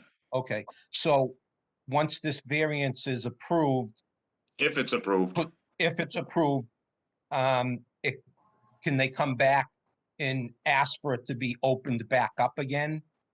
Well, it depends on what they would want to put there. If they do something that's allowed by right, then they would not come before zoning. If they want to do something that's not allowed by right, then yes, they would have to apply to this board again. And I can have Okay. Mr. Fields clarify that in case I misstepped. No, that's correct. Just to be clear too, though, I think they're just here for the frontage variance. They'd still need to divide the land with the planning board. Okay, so the next So step this is would just be. step 1. Okay. Thank you. You got it. Anyone else here on 55 Pickering Street? Okay, I think we've heard everything from the public, and I will come back to the board. And Becky Kilborn, comments, deliberation. I think this is a reasonable request. I don't see any reason we wouldn't approve it. But to be clear, I mean, in R1 zoning, you need 10,000 square feet for a single family house and 15,000 square feet for a duplex. So they could build duplexes on each of these lots by right. But it would be better than having probably a big apartment building there, which they could probably try to do also. So I would be in favor of this, and I think that it'll be definitely a benefit to the neighborhood over what's sitting there now in that house that's there. So I'm a yes. Thank you, Becky. Ken Scholes. Thank you, Mr. Chairman. I'm not gonna lie, I'm a little bummed out about this because I used to play flag football in that lot. But Glory days. I will vote for this. Thank you, Ken. Jeff Sauer. Yeah, I will vote for this. Thank you, Jeff. Ken Javinin, sorry. That's my first slip up in a while. We'll vote for it, yes. Thank you, Ken. And Corinne Doherty. I will vote for this. Yeah, I too will vote for this. I visited the site. It looks like a pretty dilapidated property. I think there's an opportunity here for that property to not only get cleaned up, but like other zoning board members have said, it may limit a mega project going in there by having 3 lots. To be short on frontage by just 2 feet, just over 2 feet. To Matthew Duggan's point, I understand where town meeting is at, but I think this is why this board exists. We have to make a decision based on what's presented in front of us. So I would vote in favor, and if I could get a motion, please. I'll do this one. Go ahead, Becky. I move to grant the dimensional variance from Section 7, Table 2 of the Danvers zoning bylaw to allow one of the 3 newly, I'm confused the way this is worded. We didn't write this. To allow one of the 3 newly created lots to be approved by the planning board to have, oh, I see. Okay, one of the 3 new lots will have 77.25 feet of frontage where 80 feet is required, as shown on the plan submitted. The hardship is the size and shape of the lot. This condition does not affect other properties or structures in the same zoning district. A literal enforcement of the zoning bylaw would involve substantial hardship to the applicant, and granting this variance will not create a substantial detriment to the public good and will not nullify or derogate from the intent and purpose of the zoning bylaw. Okay, I have a motion. Could I get a second, please? I've got a second from Jeff Sauer. I'll go with a roll call vote. Becky, Yes. Ken Scholes, Yes. Jeff Sauer, Yes. Ken J, Yes. and Corinne Doherty, Yes. and John Bowner is also a yes. Attorney McCann, good luck on this project. Thank you very much.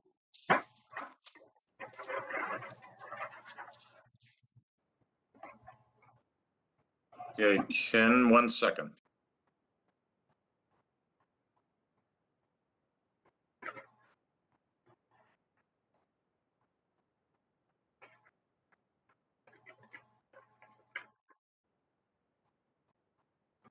Okay, Mr. Clerk, go ahead. Thank you, Mr. Chairman. Our next case is Jared Hazel, docket 21-4924, requesting dimensional variances and a finding for frontage, location, and spacing of the existing structures to create a multifamily project in accordance with section 2.9.2, table 2, and sections 3.11.2 and 2.9.4, table 2 of the Danvers zoning bylaws at 49 Adams Street. This is zoned R1. Thank you. And who is here on 49 Adams Street? Thank you, Mr. Chairman. Again, this is Nancy McCann. I'm here on behalf of the applicant. With me tonight is the applicant and owner of the property, Jared Hazel. Also with me tonight is the project engineer, Bob Griffin. And we are before you to request the necessary zoning relief to construct a new duplex at the rear of the property located at 49 Adams Street. This property also is located in the R1 zoning district, and the applicant purchased this property back in 2014 and has occupied the property and has been upgrading and cleaning up the property since that time. It was in pretty rough shape when he purchased the property. The existing property has a duplex on the property toward the front of the lot that was constructed quite a few years ago.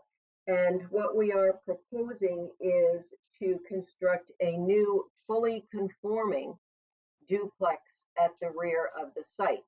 But as has happened in some cases that this board has heard recently, and this being one of them, the change in the use from a duplex to putting a second duplex changes us from a two-family situation to a multi-family situation. And as a result of that change of use to a multi-family use, the zoning bylaw kicks in new dimensional requirements that affect the existing duplex, even though we're not making any changes to that existing duplex.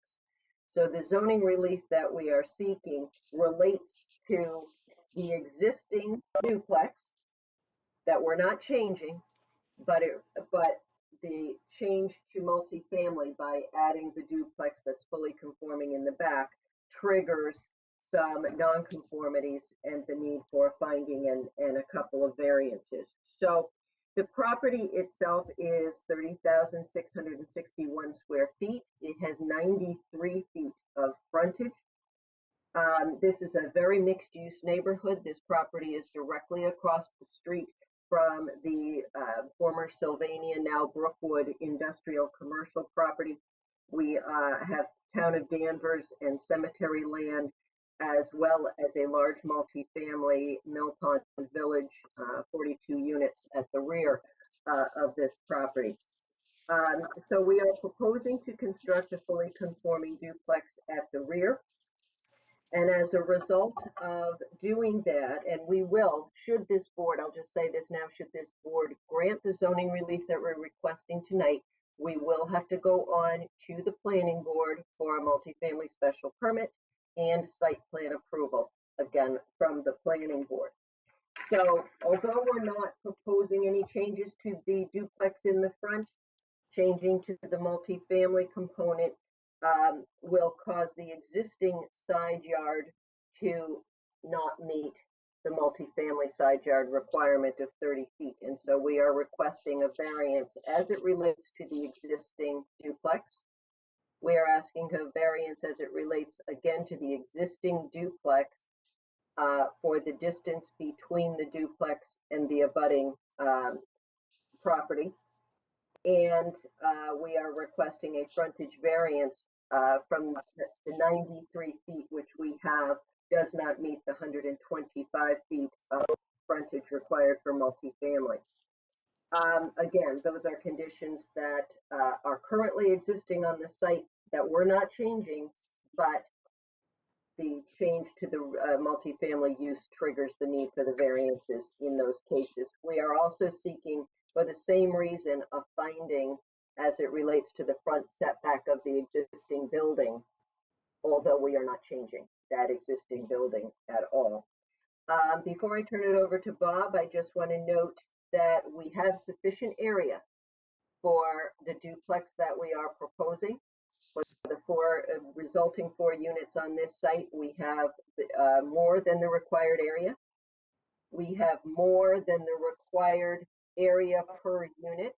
In the R1 zoning district, we need 7,500 square feet of area per unit, and we have 7,915 square feet per unit, so we have more than the required area.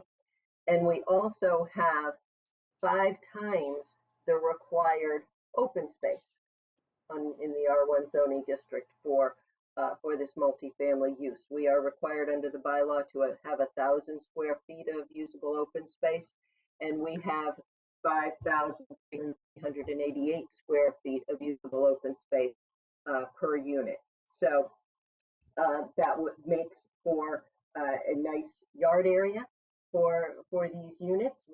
I did provide you not only with Bob's site plan, but you also have a very detailed architectural package that was submitted with this application with floor plans.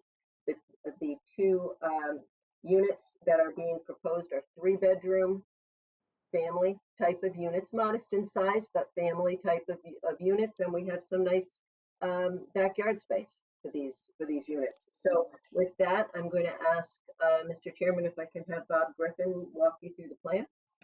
Attorney McCann, before you do that, we were in receipt of a letter, so I'm going to interrupt you just to have our clerk read this letter in, okay? Yep. And then I'll let Bob proceed from there. Mr. Scholes, do you have a copy of the letter from Amber Rollins? I do. Could you read that in, please? I was going to wait until the audience, but I can do it now. Yeah. This is a letter from Amber Rollins and Nicholas Mercurio, 51 Adams Street. We recently purchased our first home at 51 Adams in August of 2020, which directly abuts the property at 49 Adams. The driving factor of our home search was subsequent purchase centered on location with a quiet residential neighborhood. We were ecstatic to live in the neighborhood set within the R1 zoning district in Danvers, which notably focuses on 1- and 2-family homes. One of the specific aspects that drew us to our current home included the backyard that allowed space, privacy, and a quiet area to garden and spend time outdoors. Additionally, our home also serves as our permanent workspace after relocating from the city in the setting of COVID-19 pandemic. Given the R1 residential zoning status of our district and the available frontage to our neighbors, we had no reason to believe that the abutting properties would ever house more than 2-family unit or conduct major construction of new structures. We feel the approval of such requests may adversely affect the character, privacy, and acoustics of abutting properties such as our own. Our single-family home is located 23.9 feet from the existing 2-family property at 49 Adams. While the proposed new construction meets dimensional and density requirements, we do want to emphasize that this second detached residential unit will span approximately 69 feet, running parallel to our open backyard. The change in use of the property from a 2-family to a multifamily will have a direct impact on the number of individuals, vehicles, noise, and activity at the property on a daily basis. To date, the applicant has not reached out to notify us of this proposal. Thus, we have not had the opportunity to discuss conditions on the property line to ensure privacy both visually and acoustically. Given the concerns in the event of the proposal is approved, we request that the ZBA consider the following conditions with respect to the abutting property at 51 Adams. 1, a solid privacy fence at maximum allowable height spanning the entire property line between 51 and 49 Adams Street. Strict adherences to applicable Danvers noise ordinances during any construction of the property. And 3, confirmation of the Danvers ZBA that variances will be not granted for any additional residential structures on 49 Adams Street based upon the existing plot and dimensions. And that's signed by? Amber Rollins and Nicholas Mercuro from 51 Adams Street. Thank you, Mr. Gross. Sorry, Attorney McCann, to interrupt. We should have done that at the top. Go ahead. Thank you. So, Mr. Chairman, I'd like Bob Griffin to walk you through the plan. Awesome. Go ahead, Bob. You're muted, just so you know.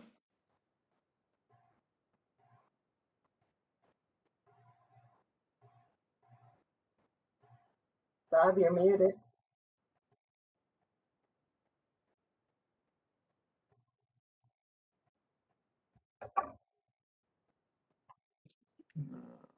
Oh, there he goes. Okay. Can you hear me now? I can. Go ahead. I don't know. It's a miracle. I'm going to walk through some graphics kind of quickly, and we can always come back if there's some questions. But here's the number 49 parcel. You can see it's very long, 300 feet deep and about 100 feet wide. It's actually 93 feet of frontage and about, again, 303 feet long. This parcel to the right is the town-owned parcel that Nancy was referring to. And then to the right of that is a cemetery parcel. Here's the adjacent parcel, number 51, that we heard from.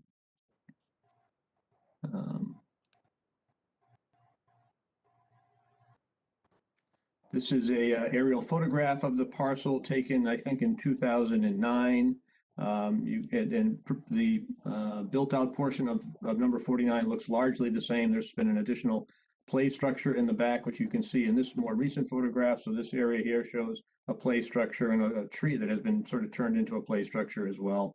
But very flat land along the house area and the street, and then it drops off to this stream behind the parcel here. There's also a sewer easement on the property. There's a large sewer line that runs through the very back of the property here. This is our site plan. I'm going to zoom in just a little bit. You can see the existing house in the left side of the plan here with the setback that Nancy described, 9.2 feet from the overhang to the property line here and 23.9 between the structures here, 18 feet from the front line to the front of the building at number 49. But of course, all of this area in the back is sort of wide open. That's where the building's going to go. There's where the play equipment is today. And you can also see that we have some potential Conservation Commission issues with a 200-foot setback line from the wetlands that are by that stream that I mentioned a minute ago. Photograph of the site. This is a large tree, and the plan is to basically take the driveway that is on the left side of the large tree, move it to the right side of the large tree. You can see how flat the area is. Basically, the driveway grade stays at roughly the same location. Here's a view from the Sylvania property looking at number 49. Another view sort of from Adams Street out into the backyard. This is from also on Adams Street, but we're looking across the town-owned parcel here. There's some existing vegetation that remains as part of the plan. This is the garage behind the existing duplex, which is to be removed. And there again, there's that play structure there to the right. Looking from the backyard out towards the Sylvania building and out towards Adams Street. The play structure looking back towards the garage and the 49 Adams Street building. That's the 51 Adams Street building to the right there. So here's our site plan, and you can see that there's that 30-inch large tree. So we're going to bring our driveway in here and sort of formalize the parking arrangement in front of the buildings here. We're not adding any parking, lighting or anything like that. There's existing sconces that are on this side of the number 49 building that provide some light over into this area right now.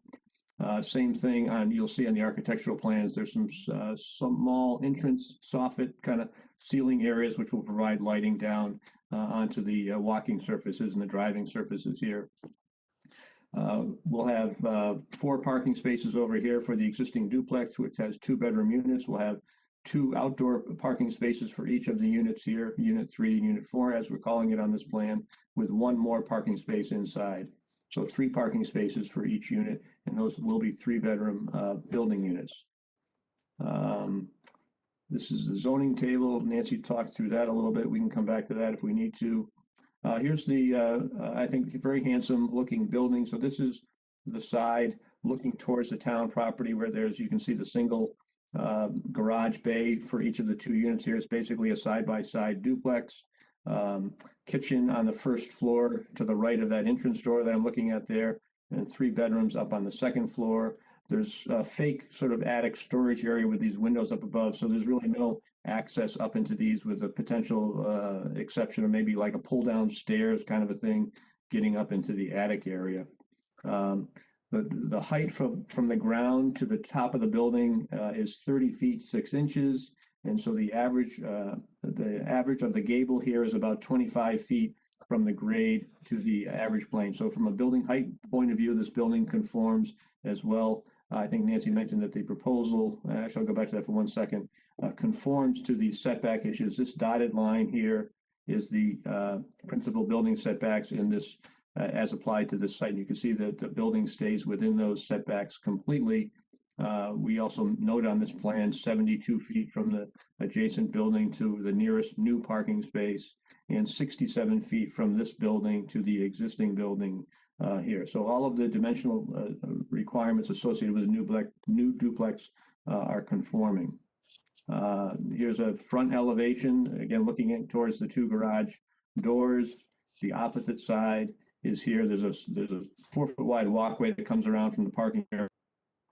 The units 3 and 4 building entrance here, and you can see that little overhang, which provides a nice spot for a ceiling mounted light to cast light down onto the landing and the entrance to the building there.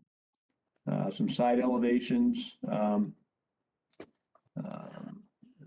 So this particular side is the side facing Adams Street, and this is the side away from Adams Street. There's a basement to be constructed with these buildings. This little staircase here and staircase here provides egress out of the basement area.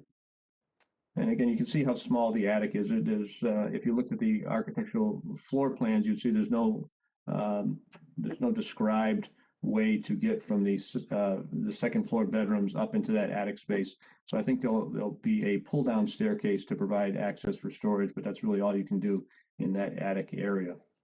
And with that, I'm going to I'll be happy to go back to any plans, but perhaps this is a good time to deal with questions. Well, let me ask Attorney McCann, do you have anything else you want to present to us, or can I turn it over to the board? I think we can go to the board. Thank you very much. Okay, we'll start with you, Corinne. I have a few questions. Based on these drawings, it seems as if you're close to the buffer zone and you do have wetlands issues. Will you be filing with the Conservation Commission? Will you need them to review your plans? Yes. Yes, we will be filing a notice of intent with the Conservation Commission.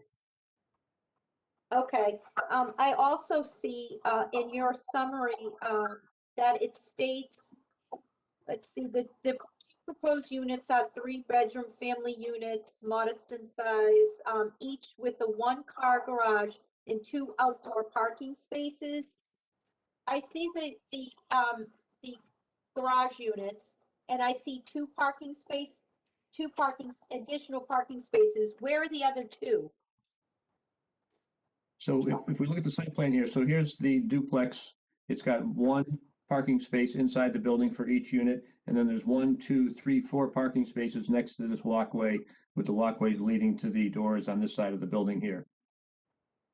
Oh, okay, all right. I see. You don't have you don't have cars in two of the parking spaces. Oh, okay, yeah, we're just to provide room to put the dimensions on, actually, but you're right. I see Okay. why that Yes, would be correct. confusing. That's the guests. All right. I don't have any other questions. Thank you. Thank you, Corinne. Ken Javanen. How high is the, how tall is the existing structure?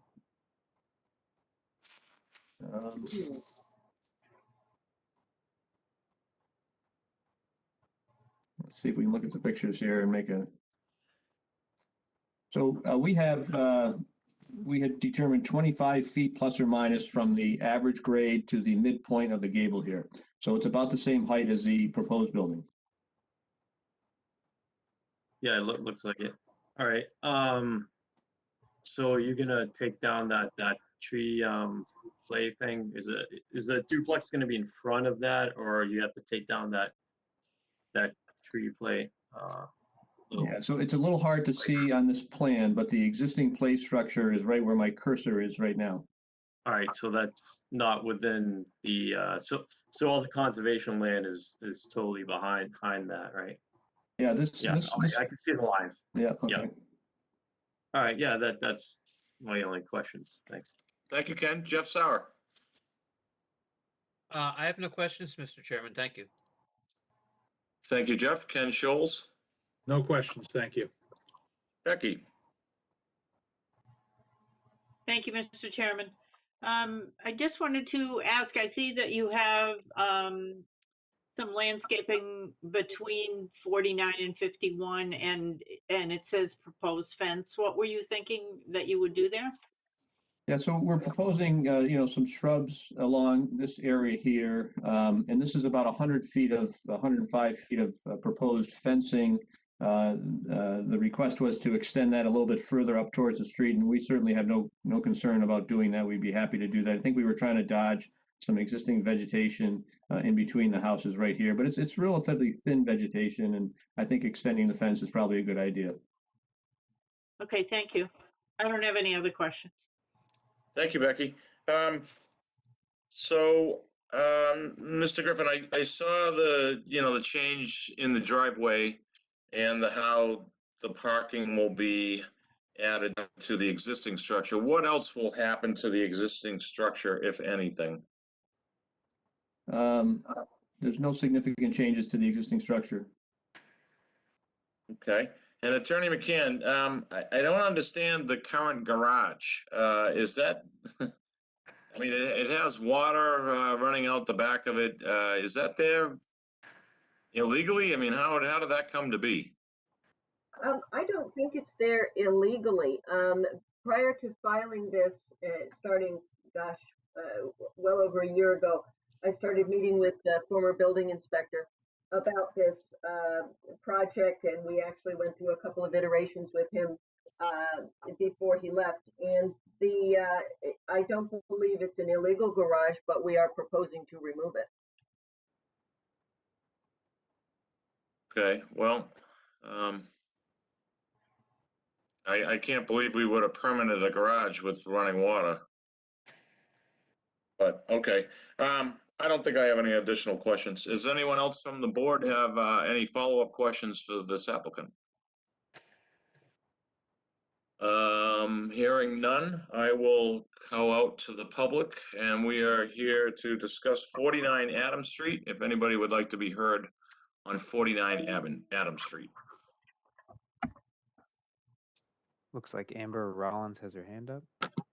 Okay, I can't see because of the screen sharing here, but Amber, go ahead and just give us your address, please.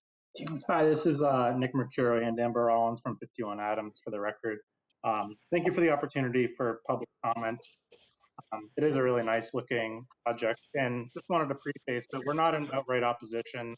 Jared has been great in the past 8 months that we've been there.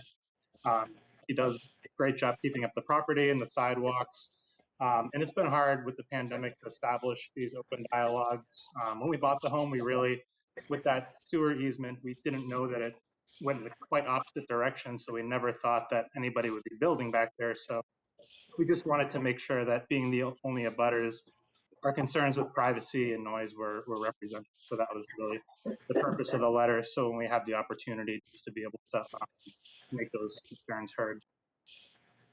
And I think you heard the applicant said they would extend that fence, and I think that will benefit you as well, correct?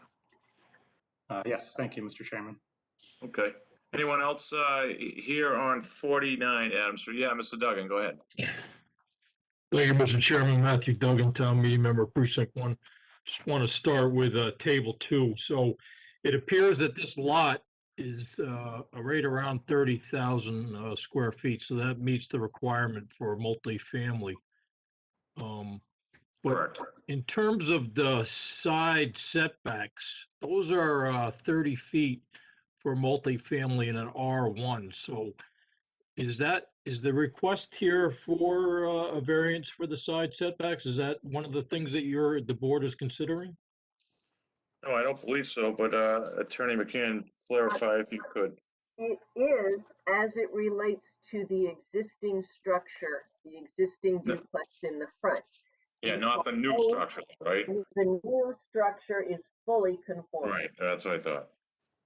So the existing structure, Mr. Duggan, because it's now, and Attorney McCann, correct me if I'm wrong, because this is now multi-units, it kicks it into the new requirements for zoning, which would make the existing structure non-conforming to that new guideline, I guess. Is that right? Yeah, as an existing duplex, the requirement is an 8-foot setback, and we have an 8-foot setback. But when the property becomes, quote, multifamily, even though we're making no change to that 30-foot setback that Mr. Duggan just referenced, comes into play. And we have asked for a variance from that, as well as the distance between buildings, even though we're making no changes, that comes into play as well. So we have asked for zoning relief. The only zoning relief we've asked for are issues that come up related to the existing condition of the frontage and the existing condition of the duplex that arise because of the multifamily criteria.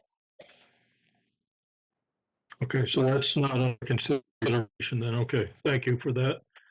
And then I see that this is a riverfront area. I know this isn't really this probably has to go to conservation, but there's the Crane Brook at the rear of the property, and I see the 200-foot line go right through the structure. So I don't know if that's really something that this board would be concerned with, but it does. The new building looks nice. The existing one is not so much. But and then one last comment: the people that are on the right side, they probably don't really care too much about that. No, they're resting peacefully. All right, that's all I have. Thank you. Thank you, Mr. Duggan. Do we have any additional comment on 49 Adams Street? Hearing none, I will come back to the board. I believe we started with you, Corinne.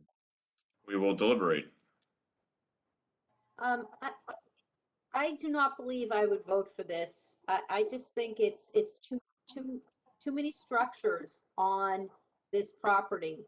You know, there are a lot of issues with the property, and again, I just think this project's too big. Thank you, Corinne. Ken J.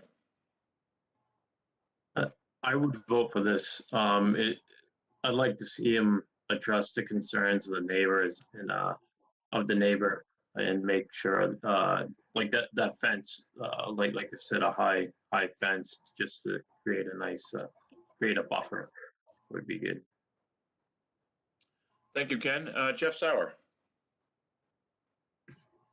Thank you, Mr. Chairman. I will not vote for this project. I think there are just way too many variances required. Not enough frontage. They're 32 feet short on frontage. They have less than half of the front setback required, less than a third of the side setback required. 25 feet of the adjacent structure. I mean, there's just too many things wrong with this plan. And it's just too much on too small a lot. I will not vote for it. Mr. Chairman, Thank you. can I respond to that? Just to be sure that, that we're clear. The proposed duplex, the only proposed structure is fully conforming. The setbacks that Mr. Sauer just mentioned relate to the existing structure that we are not changing. The voters of the town of Danvers require those frontages and setbacks on multifamily developments. So it's just way too much for my liking. Thank you, Jeff. We will go on to Ken Scholes. Thank you, Mr. Chairman. Knowing this has to go to Concom and planning, I would go for this. Thank you, Ken. And Becky. I would vote for this. I think I like the way that they moved all of the driveways, parking, et cetera, away from the other house. And I also appreciate the fact that they agreed to put a fence and more landscaping on the other side, between 49 and 51. I think that this is my understanding that this lot would be big enough for 4 units. And I don't know if I'm not sure how this exactly goes, but I think they probably could tear the whole thing down and make 4 units. So, and probably meet the setbacks. So the existing building is there. And I think we just have to accept the way that it was originally built. It's an old structure, but looks like they've been trying to maintain it. And I think it's a reasonable use for the property. I would vote for it. Thank you, Becky.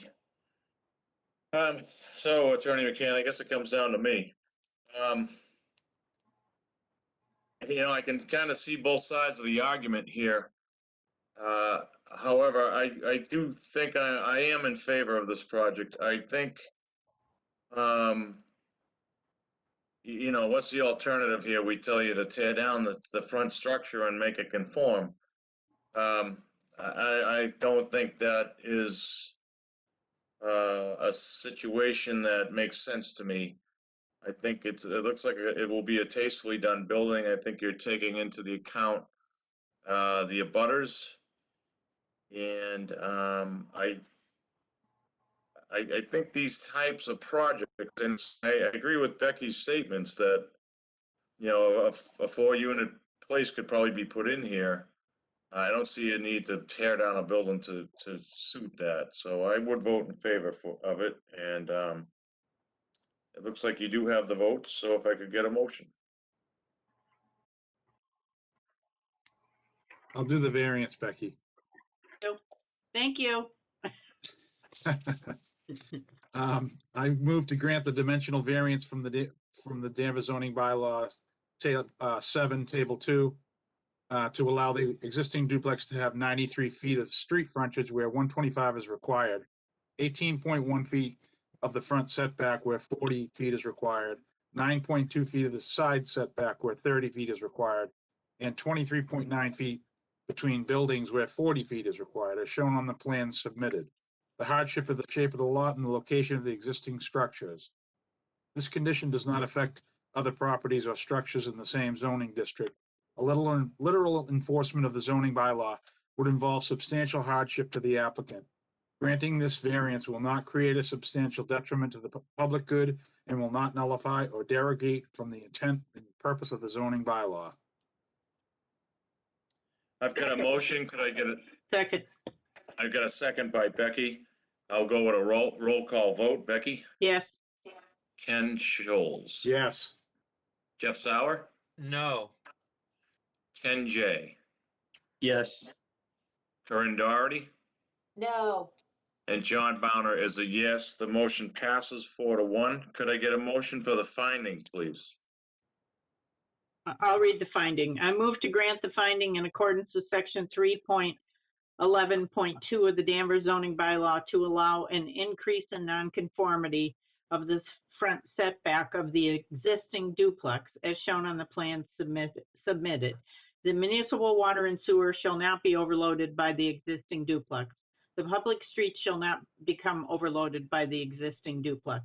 The value of other buildings and properties shall not be depreciated by the existing duplex. The specific site is an appropriate location for the existing duplex. The existing duplex will not adversely affect the neighborhood. There will not be undue nuisance to vehicles or pedestrians, and adequate and proper facilities will be provided to ensure the proper operation of the proposed existing duplex. The proposed existing duplex will be in harmony with the general purpose of the bylaw. I have a motion. Could I get a second, please? I got a second by Ken Scholes. Roll call vote. Becky? Yes. Ken Scholes? Yes. Jeff Sauer? No. Ken J? Yes. Corinne Doherty? No. And John Bonner is a yes. The finding passes 4-1. Congratulations and good luck, and see the planning department. Thank you very much, Mr. Chairman. Thank you, board members. Thank you. Good night. Okay, motoring right along here. Oh my goodness. We're on a marathon roll here. Our next case, Mr. Clerk, please. Thank you, Mr. Chairman. Our next case is Mark Jesse, docket 21-4925, requesting a finding to add a rear addition with side setback of 14.02 feet in accordance with section 3.11.1 A and B of the Danvers Zoning Bylaws at 5 Bradley Road. This is zoned R2.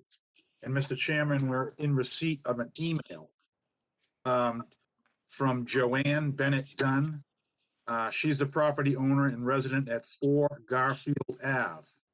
I received a legal notice regarding Mark Jedi at 5 Bradley Road, wanting a finding to add a rear addition with a side setback of 14.02 feet in accordance with section 3.11.1 A and B. I do not feel it is appropriate to scale and mass for the neighborhood. Each property on either side of his house has the same line in the back. I am the largest abutter to the property in the back, and I am against this addition, and it would come too close to my property line. That's signed Joanne Bennett Dunn of 4 Garfield Ave. Thank you, Mr. Clerk. Somebody here to speak on this application? Hey, Mr. Chairman, this is Mark Jesse and my wife Lindsay, the owners at 5 Bradley Road. Good evening. Good evening. Tell us what you'd like to do. Sure. So we're actually looking to add a rear addition on the house. We're looking to look for a finding for a 14.02 setback. More so, the setback is specifically for the eaves on the top of the overhang with the gutters. We worked through that with prior inspector Rich Maloney. So those are detailed out on both sets of plans that you guys have in front of you, so you can see the dimensions of how far they overhang. We did speak with all abutters. We actually did speak with Joanne. I think it was after she sent that email, because I think she was a little unclear of what was going on. So we spoke with her afterwards, talked her through the whole process, and she seemed to be on board with everything. We also spoke to the side abutter on 7 Bradley Road, who's the most affected by it, with the side setback. He's completely on board with that as well. The rear setbacks are not, pertaining to Joanne's letter, the rear setbacks are not what is in question, which we did explain to her. We are, well within the rear setback of what is it? Yeah, I think we're just talking about side setbacks here, correct? Yep. Which we explained to Joanne. I think that's when she understood. Very good. Anything else you want to present to us? I think that's it. Yep. I believe I started with Corinne last time, so Becky. I think I don't have any questions. It's 15 feet and they want 14.02 on the setback. Is that correct? Correct. Correct. Okay. And that does include the eave? Did I hear you say that? Yeah, that is for the eaves. Yes, the foundation itself is within lines of the setback. It's the overhang with the eaves and the gutters. It slightly overhangs by a little bit. Very good. No further Becky, questions. additional questions? Thank That's you. all. Thank you. Ken Scholes. Thank you, Mr. Chairman. So the setback for the garage is also 14.02, right? This is going to be the same setback. I think it's 14.7. Yes, so the Oh, actual. on the rear of the garage. The front of the garage is 14.7. Where the addition is, because it's cocked a little bit, it's actually within the 15-foot setback. It's at 15.4. So then the overhang on the new addition will be going out to about 14.02. Which is the same as the corner of the garage, correct? It stays in line with it, yeah. Right. Yes. Okay, sorry. I have no Yeah, further yeah. questions. Thank you. Thank you, Ken. Jeff Sauer. Yes, thank you, Mr. Chairman. So basically, it looks like your house is slightly tilted, right? So the front corner of the garage is the closest point. And so you work out to about 15.4 at the existing back corner. Yes. And so you're just going to continue that line with the new addition. The only issue is that extra foot of overhang you had there. Right, the Correct. gutter system. and the- Okay, thank you. I have no other questions. Thank you, Jeff. Ken Jarvinen. Questions? Thank you. Thank you, Ken. And Corinne Doherty. I have no questions, thank you. Thank you, Corinne. This seems pretty straightforward to me. I think all the questions have been asked by other zoning board members, so I won't belabor the point. I will go out to the public. Is anyone here to speak on 5 Bradley Road? Seeing and hearing none, I will come back to the board for deliberations. Becky. I will vote for this. Thank you, Becky. Ken. I'm good with this. I'll vote for it. Thank you, Jeff Sauer. I will vote for this. Ken J. I'll vote for this. And Corinne. I will vote for this. And I too will vote for this. So could I get a motion, please? This is for a finding. I move to grant the finding in accordance with section 3.11.1 of the Danvers zoning bylaws to allow an addition to an existing non-conforming single-family dwelling with a side setback of 14.02 feet where 15 is required, as shown on the plans submitted. Intermittent water and sewer shall not be overloaded by the addition. Public streets shall not be overloaded by the addition. Value of other buildings and properties shall not be depreciated by the addition. Specific site and appropriate location for the addition. The addition will not adversely affect the neighborhood. There will be no undue nuisance to vehicles or pedestrians, and adequate proper facilities will be provided to ensure the proper operation of the proposed addition. The proposed addition will be in harmony with the general purpose of the bylaw. I have a motion. Can I get a second? I've got a second by Jeff Sauer. I'll go with a roll call vote. Becky. Yes. Ken. Yes. Jeff. Yes. Ken J. Yes. Corinne Doherty. Yes. And John Bonner is also a yes. Good luck, guys. I hope it goes well, and see the planning department. Thanks so Perfect. much, Mr. Chairman, the rest of the board. Have a good Very night. good. Yep, good night. Okay, Mr. Clerk, our last case, and Clifford, thank you for hanging in with us. I think you got a full diet of zoning tonight. Our last case is Clifford Gast, docket 21-4926, requesting a dimensional variance from side and rear setbacks to erect a 2-car garage and a finding to raise the roof on an old garage space to matching existing main roof height in accordance with section 7, table 2, and section 3.11.1 A and B of the Danvers zoning bylaws at 31 North Shetland Road. This is zoned R2. Mr. Clerk, do we have any letters in on this one? I don't believe we do, sir. And I just want to clarify, because I just want to go out to Kathy and bug her one last time. I did get an updated, I got a drawing via email. I guess I just wanted to understand what's different than what was in my package. Anything? I'm just going to make you talk. Good question. Rich had given this to me. Because it does look the same to me, and I believe it has the same. I think it is the same, and I think Rich just gave me another one and told me the Okay. same. All right, I just wanted to make sure I didn't miss something. Okay.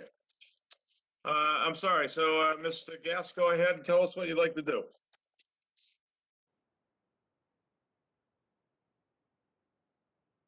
Your microphone's muted, so I hope you're able to unmute.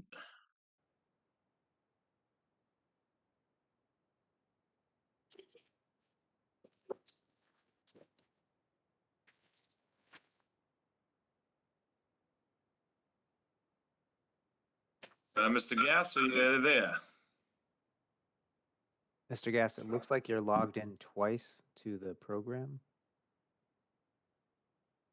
One on a headset and one on a telephone.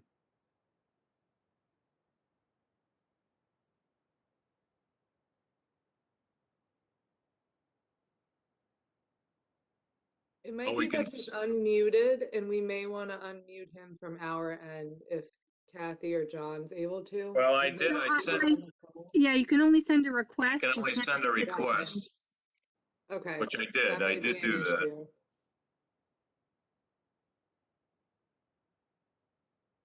Mr. Gass, I thought we had you. Maybe we should have taken you while your mic was working, huh? Oh, I see him at the top of the screen. I see him there, but I can't hear him. Any recommendations? Maybe hang up and try to call back in? Yeah, I think that might be. for I the know it's best. getting late here. I know I'm starting to fade.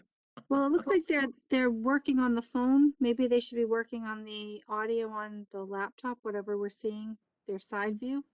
Yeah. What is the side view we're seeing? Mr. Gass, if you can hear us, give up on your phone and maybe go to your laptop, and there should be a button there you can click and unmute yourself. I heard something. You there? No. Doesn't look like he has microphone audio through his computer. Kathy, do we got a phone number we can call him?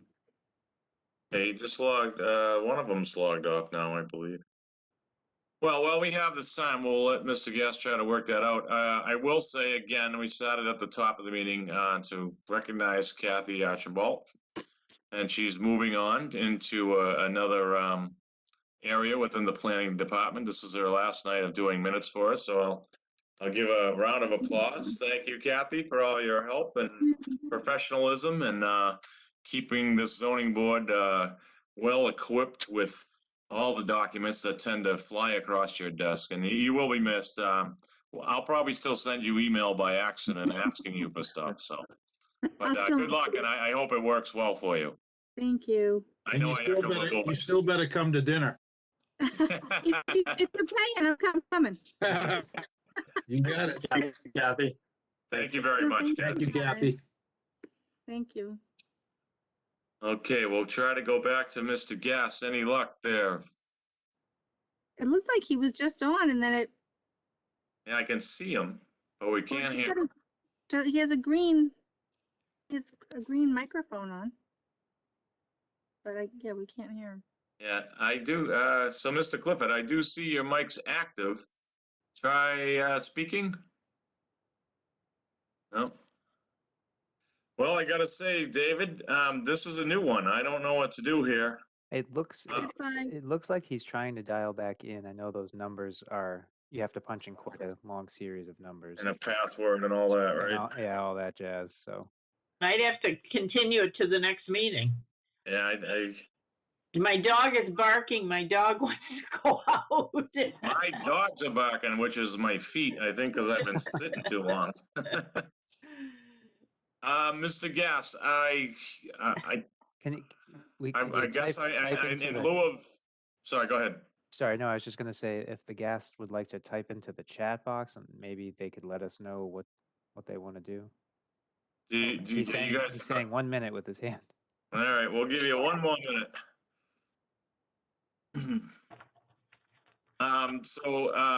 David, while we have this moment, I believe I got information from Georgia.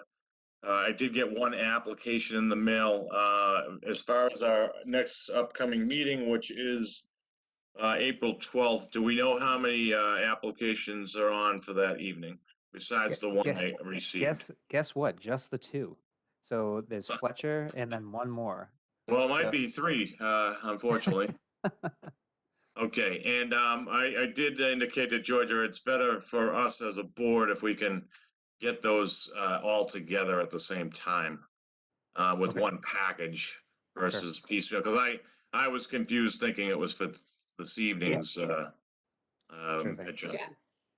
We'll make sure we have that with the agenda. And I do know One Fletcher has done updated plans based on their discussion with engineering for an easement. So I will be sending those alongside the agenda. So you guys will be.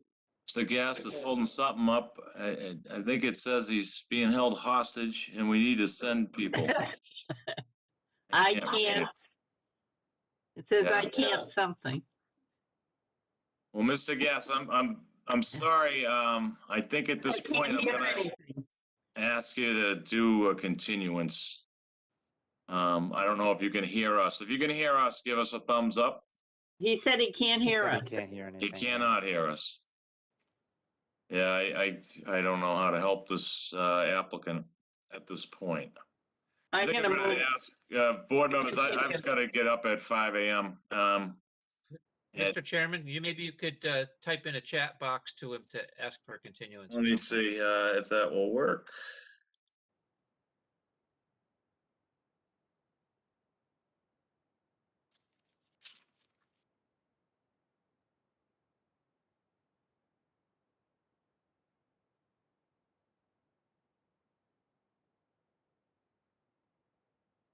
Want me to do it?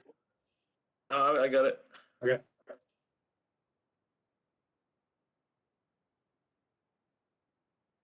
He just put on headphones and they're frantically, I feel like it's like the plane going down and he's trying to do everything he can there. Oh, that's interesting. So my chat's not working, so I guess, because I have to select who. All right, let me see if I can do this. Let's see.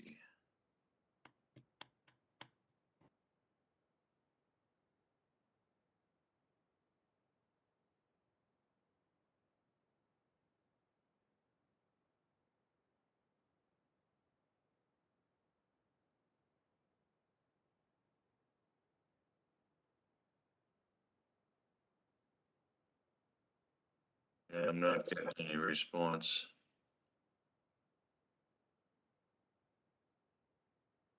Well, I'm gonna recommend, David, we'll make a motion as a board to continue this case. And maybe you can reach out, or whoever in your department would reach out and just Sure. ask that we put it on for the next meeting. We apologize. Technical difficulties, I don't think are on our end. I think they're on his. Sure. And unfortunately, I don't think we're gonna be able to stay on. So, could I get a motion? To April 11th, is that the next day? It's April 12th. 12th? Yeah, can I get a motion to continue this case to April 12th? So moved. Can I get a second? I got a second by Ken Scholes. I'll go with a roll call vote. Becky? Yes. Ken? Sorry? Did I just hear somebody? That was me. Oh, can I get your vote, Ken? To continue? Yes. Jeff Sauer? yes. Ken J? Yes. Corinne Doherty? Yes. And John Bowner as well. Mr. Gass, we apologize, but we're not gonna be able to hear your case tonight. We will continue to April. Wait, is that him? Can you hear me? I can. Yay. We were just pulling the plug. Oh, man. Okay. We will scrap the motion we just made to continue this case. Mr. Gass, if you could tell us what you'd like to do. Okay, I am seeking a variance, dimensional variance from the side and the rear setbacks to 7.6 feet. And also I'm seeking a finding to raise the roof line on the old garage that's currently here spaced to match the existing roof line. Okay, so we have two things before us, a variance and a finding. One is the setback for a two-car garage. I take it that's in the rear of the lot, I believe is what I saw. That's correct. And the finding is on, The existing garage, I want to raise the roof line. okay. And Okay, I've got it. Is there anything else you want to present to us? If not, I'll turn it over to the board for questions. no, that's it. And don't touch your computer. I'm not. Okay. Corinne, let's start down there with you. I do not have any questions. Thank you. Thank you, Corinne. Ken J. What's the square footage of the garage? Is that like, did I measure it? Obviously Yeah. like 900. The new garage that's going in is going to be 28 by 32. The existing garage is going to be converted to living space. Okay, so it's gonna be living space. Yes. Ken, additional questions? Nope. Thank you. And by the way, that works out to 896 square feet. Okay. Jeff Sauer. I have no questions, Mr. Chairman. Thank you. Thank you, Jeff. Ken Scholes. Thank you, Mr. Chairman. I understand what you're doing with the original garage. I get that. Yeah. So I see where you're putting the proposed garage. How do you get to it? I'm going to build a driveway down that side. That means you're gonna have to encroach on the curb cut. I'll have to get a curb cut, correct? You'll have to remove curb cut. Yes. Is your neighbor okay with that? Yeah, he's here now. Driveway, right? Excuse me? That driveway is gonna be almost touching his driveway, correct? It'll be a couple of feet away. It'll be like 2 or 3 feet away from his. And he's okay with that? Yeah, he's here with me now. I've already communicated with him. Okay, See perfect. him. No questions. Thank you, Becky. No questions. Yeah, I had the same question Ken had. I guess I didn't understand. So have you been to the town about the curb cut? Not yet. Okay. And how wide will the driveway be? 10 feet. So currently I have 16 feet from the overhang to the Yep. edge of the property line, so the driveway will be 10 feet wide. A 10-foot wide driveway. Doesn't leave a lot of room on each side. And the shed will, what will happen with the shed? I'll move it to the other side of the property. With the permit? Yes. All right, I don't have any additional questions. Any more questions from the zoning board? None. I am assuming, Mr. Duggan, since you're still here, you have a question. Yeah, so if the driveway is going to be relocated to between 31 and 33, what happens to the existing driveway that's being used today in front of the house? I'm not going to use that driveway anymore, so I'd probably plant grass. I might keep part of it because the entrance to the house would be in the front. Right, so most likely you'd remove the existing asphalt and Part of it. part of it. So you would keep part of it. Isn't there a maximum curb cut that would be allowed for this lot, or is it? Well, I have that same question. So are you saying Mr. Gassia would close the existing curb cut with the town? No. They're asking for a second curb cut, Yes. but you haven't been to the town about that. No, I don't know the process, so that's why I'm talking to you guys this evening. Okay. To see if you're gonna grant the variance to do the garage first. Well, I don't know if it works quite that way. We want to have all the info on the table before we grant anything, but let Mr. Duggan finish with his questions. Additional questions, Mr. Duggan? Yeah, so to the garage itself, so the existing garage that is kind of in the front yard, it's kind of, I think, a standard design for houses in Woodvale.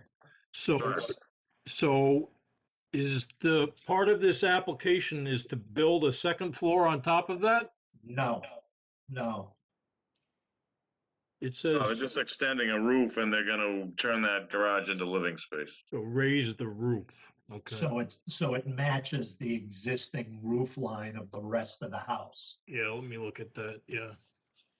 Well, it's kind of perpendicular, right? The garage roof is perpendicular to the main. They look kind of like at the same elevation. I don't know, maybe I'm not looking at.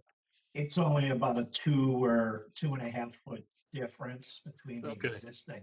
The only reason I bring that up is because that garage is closer to the street than the average setbacks, I think, for that side of the road. But it sounds like if the elevation is going to stay about the same, that's not really an issue. I would just be concerned about putting the driveway down that side there, but I guess that's the only way you're going to be able to build a garage and get back there. So that's all I have, Mr. Chairman. Thank you. Thank you. I don't see anyone else from the public here, so we'll come back to the board for deliberations. I I have believe an additional question. I have an additional question. Oh, sorry. Go ahead, Ken. Should we grant, I know we haven't yet, but if we get to that point, should we grant this variance without him speaking to the town first? Well, we can ask, that'll get ferreted out in these deliberations. Based on what we Okay. decide, we can ask him to continue and get that information. Sounds good. But I believe I started with Corinne. It's late, so if I started with Becky, it's not my fault. I can't remember. I think you're correct. You started with me. I guess based on this, this curb cut, maybe we should continue, have him speak with the appropriate department in the town, see if they'll grant him the ability to do that either second curb cut or see what they say. Maybe they'll only want him to have one. So, I think it's kind of hard for us to vote unless we know. Okay, thank you, Corinne. Actually, you know what? I'm going to interrupt us. Maybe I can go out to David Fields on this. Do you have any insight on this, David, as far as a second curb cut on a residential lot? I don't have insight for you this evening, unfortunately. It's the first time it's come up. Okay. Thank you, David. And Corinne, thank you. And I will go to Ken J. Well, yeah, I would vote for this too, but I think Corinne's right. We should be prudent and probably continue it, have it continued so we can find out. Okay. Thank you. Jeff Sauer? I wish we had a little more setback around the garage. I mean, he's kind of pushing the edge, pushing the envelope a little bit. He needs a side and rear setback of 15 feet. And he's giving us 7.5, exactly halfway. So, I mean, he can put the garage anywhere as he wants. He can build the garage any size he wants. So, I don't know. I'll wait for the other members, but How are you? I wish we had more side setback. Yep. And how are you on the curb cut situation? I don't care about the curb cuts. That'll just drive over the they can lawn. figure that out. You can figure that out with the town. I don't care about that. Very good. Ken Scholes. Thank you. I agree with Jeff on the setbacks, by the way. I mean, it's a clean slate. He's starting with a clean slate. Let's try to get more in compliance. And I think he should talk to the town before we vote. So I vote to continue. Very good. And Becky. I would like to see him pull that garage up a little bit. But with regard to the curb cuts, lots of people in town have circular driveways with 2 curb cuts. So I don't see the difference, but the town's gonna tell them what they want to tell them, I guess. So anyway, I would like to see it moved up a little, but I think we need a continuance. We have too many questions. Thank you, Becky. I agree. I don't see the side setback as much as an issue because I feel like if we were to push that or have the applicant push that garage more to the right, now it's being covered up by the house, and I just wonder how well you could angle a car in there. However, I do agree that it could come off the rear setback more, even if it's just a couple more feet. So, and I'm not sure I mean, I guess maybe for informational purposes, I'd like to know what the town does with curb cuts, but as Becky mentioned, there's circular driveways around, and so I'm not sure that is as much of a big deal to me, but I do not like the placement of the garage. I'm okay with the roof line change in the front. So, Mr. Gass, you've Can I heard the say board. something? Yeah, go ahead, Becky. I'm just gonna say that if he pulls it forward, I think it's gonna be closer to the lot line on the left side. So I think by keeping it back, it actually keeps it away from that lot line. Well, maybe it has to be a smaller garage. The lot's in odd shape with that, point the way it has. Yeah, you're right. Maybe should be more like 24 by 24 or something. That would be a more reasonable size. Yeah. So Mr. Gash, you currently don't have the votes. And what the board's asking is that you continue this and rework your plan, maybe get the information on the curb cuts from the town, but I think you heard everybody's deliberations, the setbacks don't agree with 3 of the 5 voting members. So you have a couple options there. We feel you can either move the building, reduce the size of the building. So we're going to ask that you continue the case, but I'd like to hear what you'd like to do. I guess I want to continue the case. My concern is, as someone had pointed out, that if I move it closer to the street, the angle getting to the garage is going to be more difficult. That's why I'm requesting the 7-6.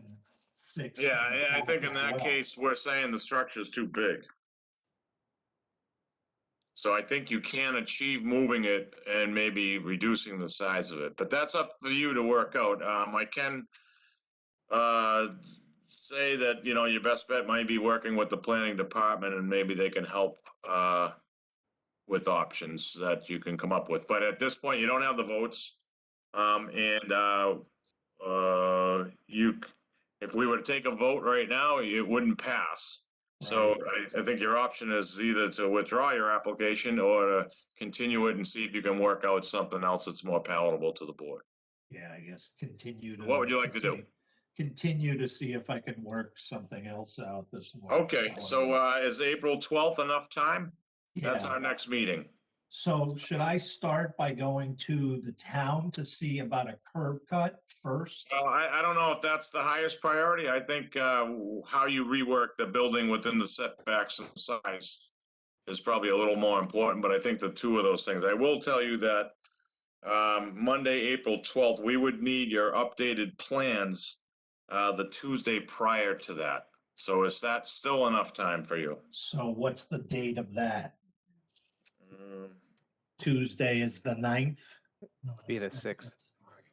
I think it's the 6th, yeah. So Tuesday, So It's those about a plans would need to be at town hall by Tuesday the 9th, so they can get out to this board so we can review. If that's not enough time, we can move it out to the following meeting, which is April 26th. I think it is Tuesday the 6th. So that's, so I have to talk to the architect to see if we can come up with the plans in time to do that. All right, well, Mr. Gass, I just need a decision. It's late, and I just need you to tell me whether you're gonna continue it, and if so, what date? Yes, I'm going to continue on that date. You wanna go with April 12th? Correct, and I'll have All the right, and plans to you Becky, by I'm the sorry, I 6th. saw your hand up. What you just wanna add? Go ahead, go ahead. I just wanted to say that he can continue it to the 12th. If he's not able to get the information to us by the 6th, he can just request a further continuance. He doesn't, So, Mr. yeah. Gass, that makes sense. So if you are not able to hit that April 6th date, you can email into the planning department, and they will, with a letter saying you'd like to continue it again. And we will allow a second continuance. Thank you. Can I get a motion, please? I move we continue this to April 12th. And I got a second by Jeff Sauer. Could I get a roll call vote, starting with Becky? Yes. Ken? Yes. Jeff Sauer? Yes. Ken J? Yes. Corinne Doherty? Yes. And John Bowner is a yes. Mr. Gass, we'll see you on April 12th. Again, Kathy Archibald, thank you, thank you, thank you. Again, yeah, round of applause. Thanks, Kathy. And Thank you, Kathy. I'm sure we'll see you around downtown hall. And if I could get a motion to adjourn, please. And thank you all tonight. Good work. So moved. And a Thank you, second. Mr. Chair. Second by Mr. Sauer. Roll call, Becky. Yes. Ken. Yes. Jeff. Absolutely. Ken J. Yes. Corinne Doherty. Yes. And John Bowner's a yes. David and Georgia, thank you again for your help. And Good night, good night, everyone. Danvers. Thank you. Have a Good good night. night.